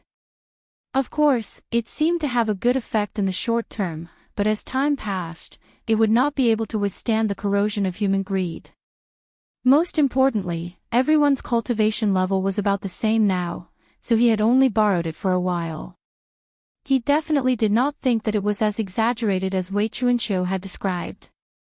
However, for Furong and the others, after hearing Wei Chuanqiu's description, they felt as if they had seen a huge net that had been meticulously laid out step by step. It was like a monster that could devour the heavens and swallow 1,000,000 people in one gulp. Just thinking about it was too terrifying. They felt that Yu Qianqiu's schemes were too frightening. Immortal Crocodile and Ji Wu looked at each other, stunned by Wei Chuanqiu's analysis. Ziyi watched Wei Chuanqiu leave with her mouth wide open.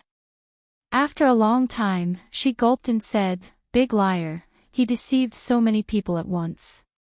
It's too scary." Beside her, the Allure Beauty shook her head slightly and said, "In such a chaotic world, a man should be like this. Otherwise, how can he achieve anything?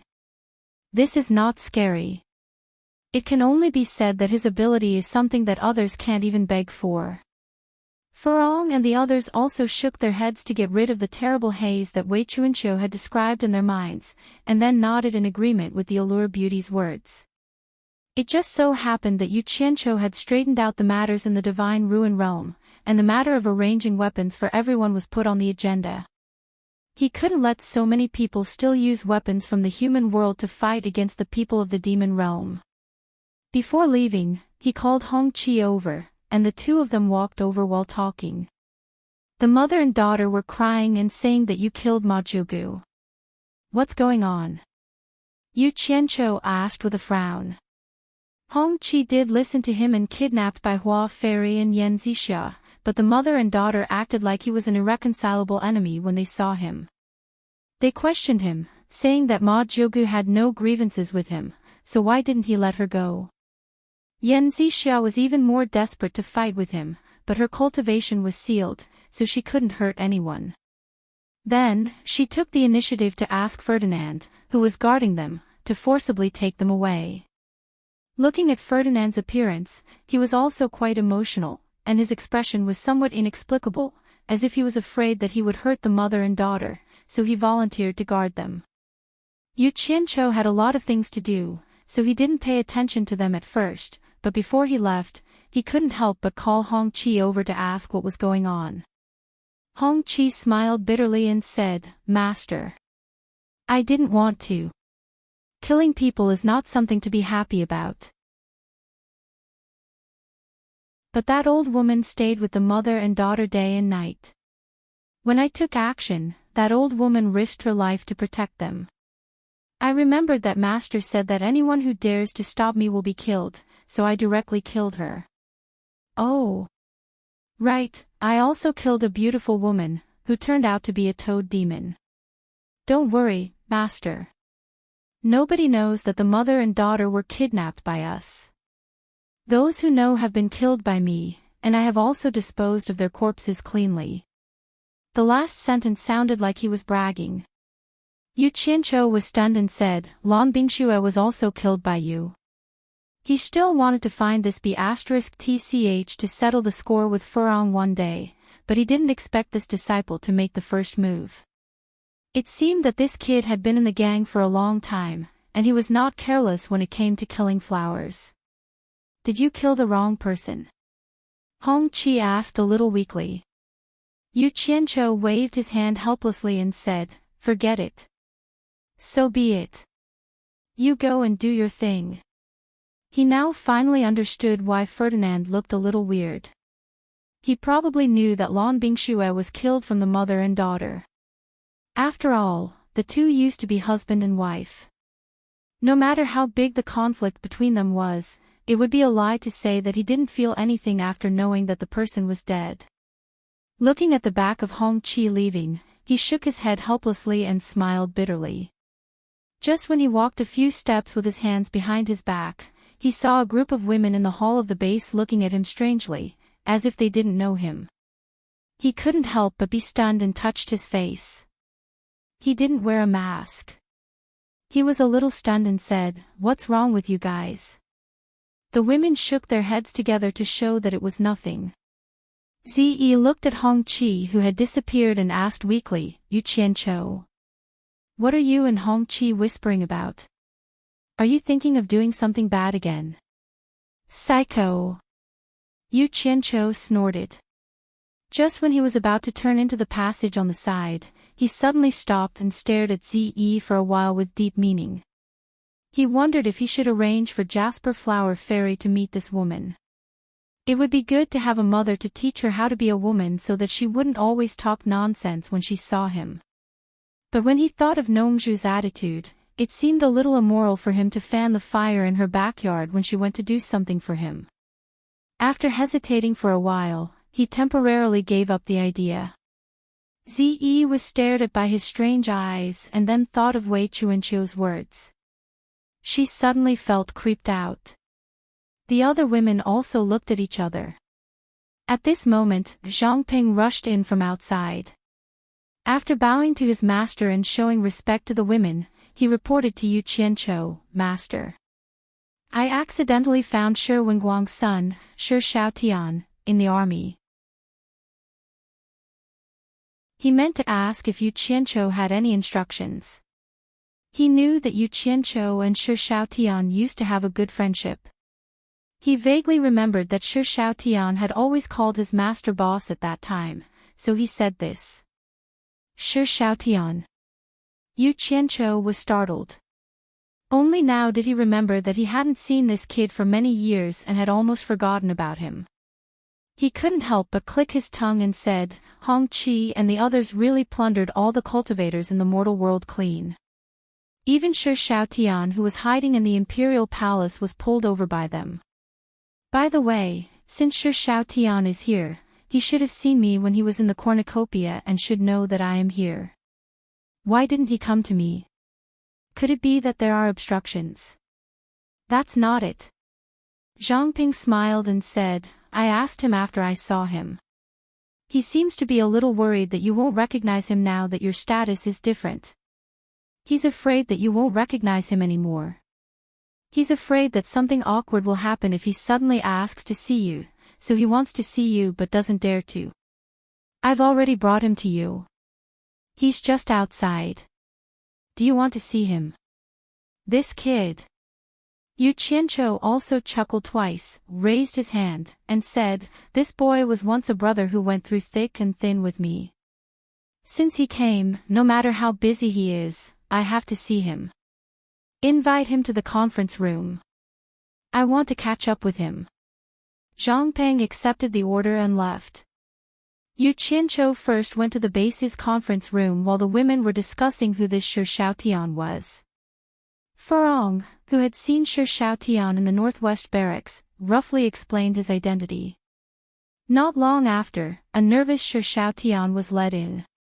He didn't dare to look around, but when he saw a group of beautiful women staring at him, he quickly lowered his head. He didn't notice that Hibiscus was greeting him with an expectant look on her face, so he followed Zhangpeng into the passageway. After Zhangpeng led him to the door of the conference room, he stretched his hand and said, "Master is waiting for you inside. I won't disturb you anymore." After saying that, he left. Shi Shaotian looked left and right, feeling a little uneasy at the door. He nervously rubbed his hands together and finally gritted his teeth and slowly walked in.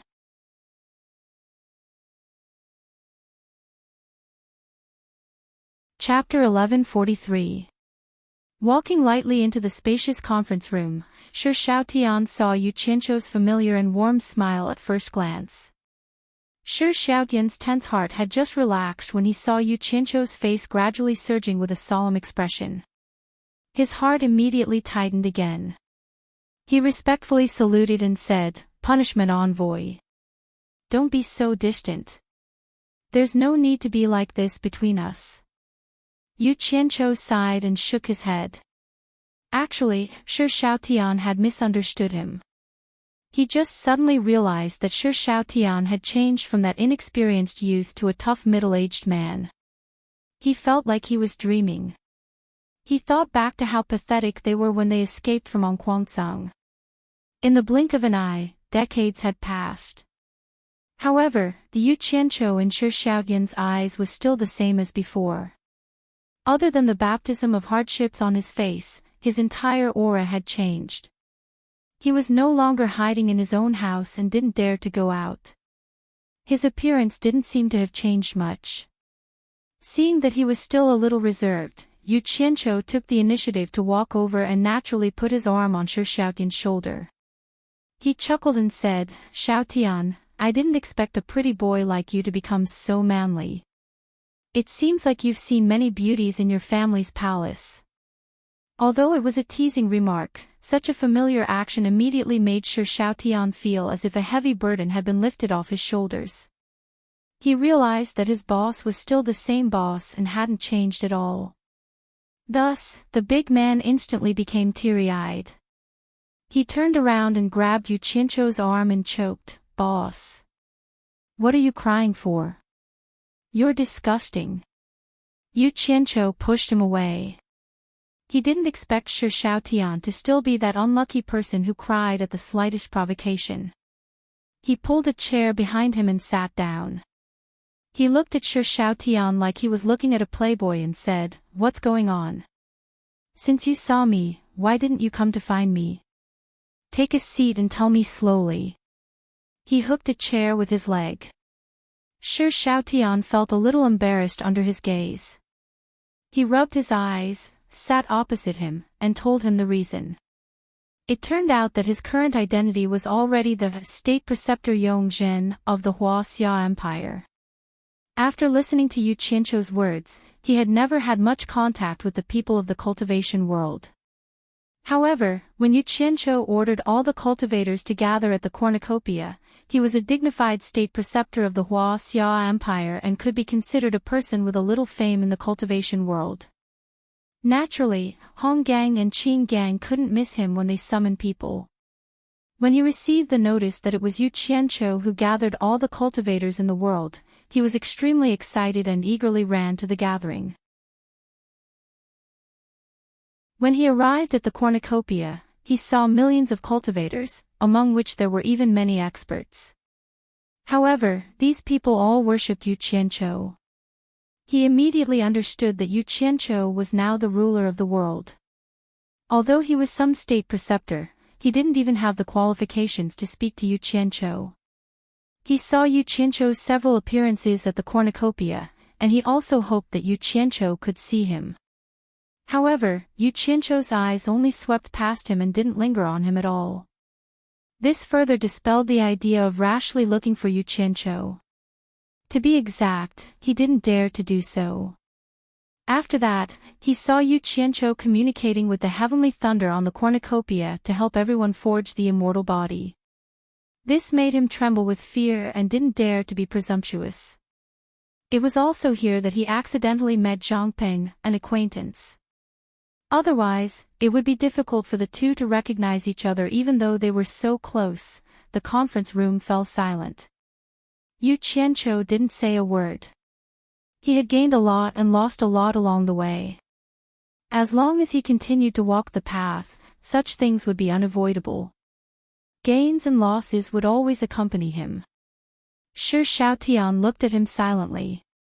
Thinking back to when the two of them were still working hard in Onquancang, he never thought that Yu Qianzhou's future achievements would reach such heights. He didn't know that there was always someone better than him. After a long silence, Yu Qianzhou slowly said, "Xiaotian, you should go back to the human world." Shi Xiaotian was startled and then said anxiously, "Boss. Let me stay by your side and travel the 3 realms with you."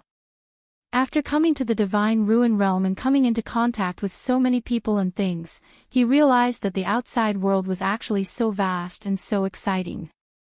It was much more interesting than being the imperial preceptor in the human world. Moreover, he had such a powerful boss to protect him.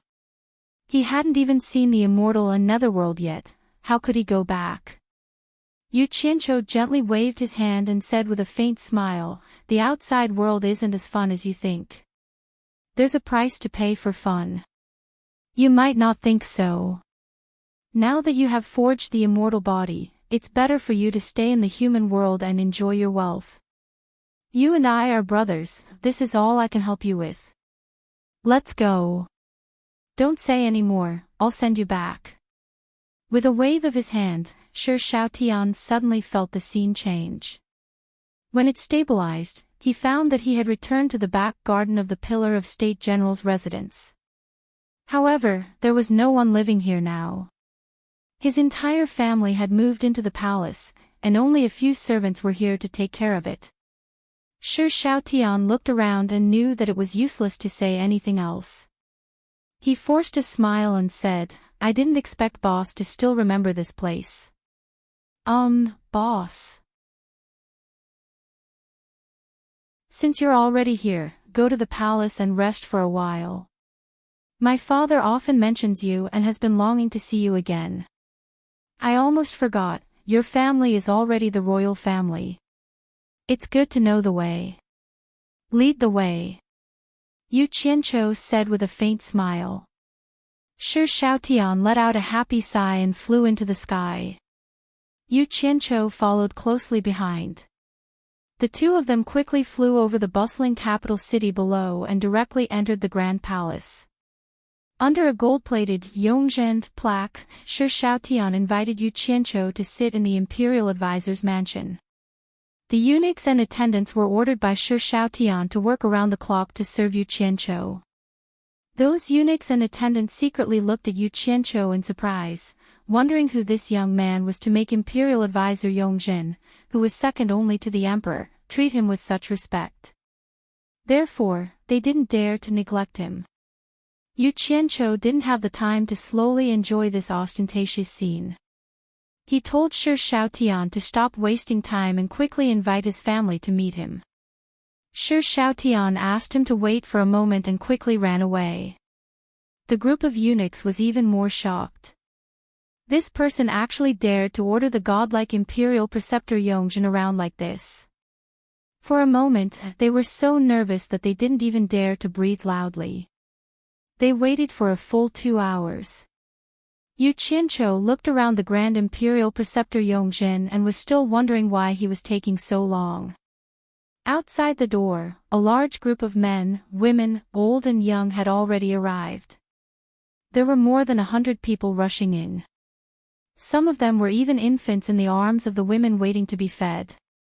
However, all of them were dressed luxuriously. The people in the front were all wearing yellow dragon robes. One look and one could tell that they were the descendants of the royal family. Many of them seemed to be puzzled. They didn't know why they were called here in such a hurry. Yu Qianqiu immediately saw Shi Wenguang, who looked vigorous despite his old age.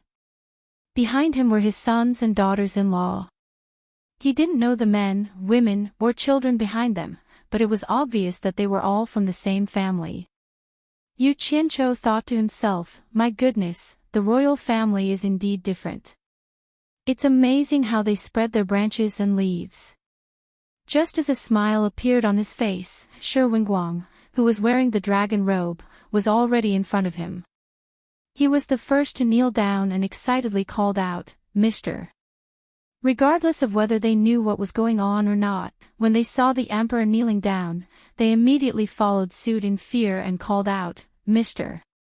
Shi Xiaotian hurriedly stepped aside in embarrassment. The group of eunuchs and attendants were shocked by this scene, and immediately knelt down as well in horror. Yu Qianqiu, on the other hand, sat there calmly. He crossed his legs and raised his hand, saying, "Rise, all of you. Rise." He also felt that he deserved this bow. He had given the greatest wealth in the mortal world to their family and saved their lives. It was not too much to accept their bow. Shi Wenguang immediately led a large group of his family members and stood up.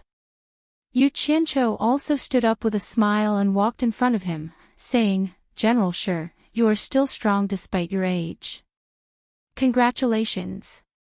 He was too lazy to change the way he addressed him. It's all thanks to Mr.'s favor. Mr. is still as elegant as ever, like a celestial being. Shi Wenguang can only envy you. Shi Wenguang was filled with endless gratitude. He was almost 90 years old, but he was still more spirited than his own descendants. He understood that this was the result of Yu Qianzhou's immortal elixir back then. He was even thinking of finding a suitable opportunity to ask for a few more. Yu Qianzhou smiled and turned his gaze to behind Shi Wenguang.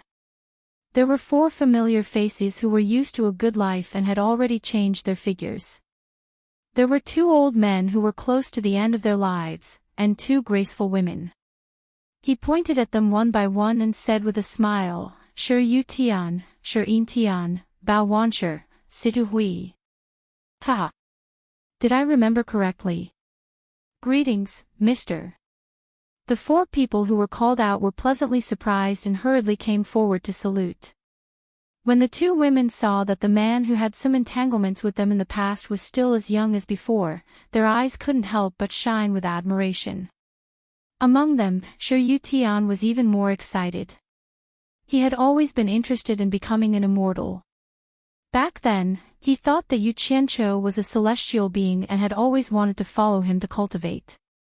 Now that he saw Yu Qianzhou's youthful appearance, he couldn't help but feel his heart itch. Where's Madame Li?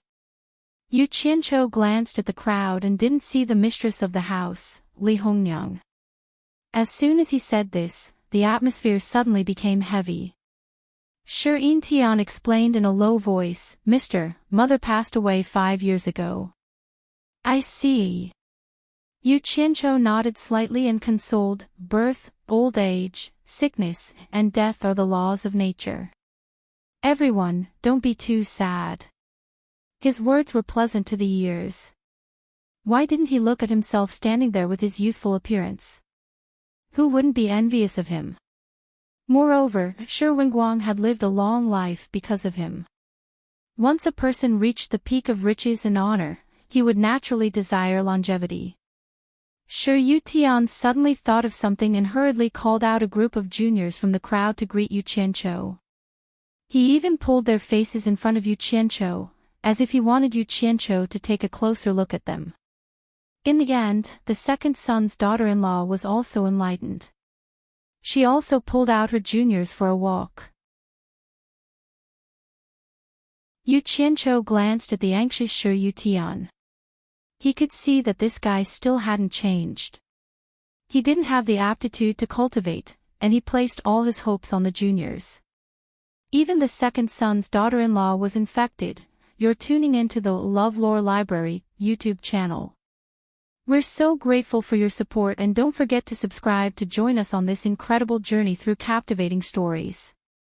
Your generosity through donations truly makes a world of difference, as it's the primary source of revenue that allows me to expand and enhance this channel for you.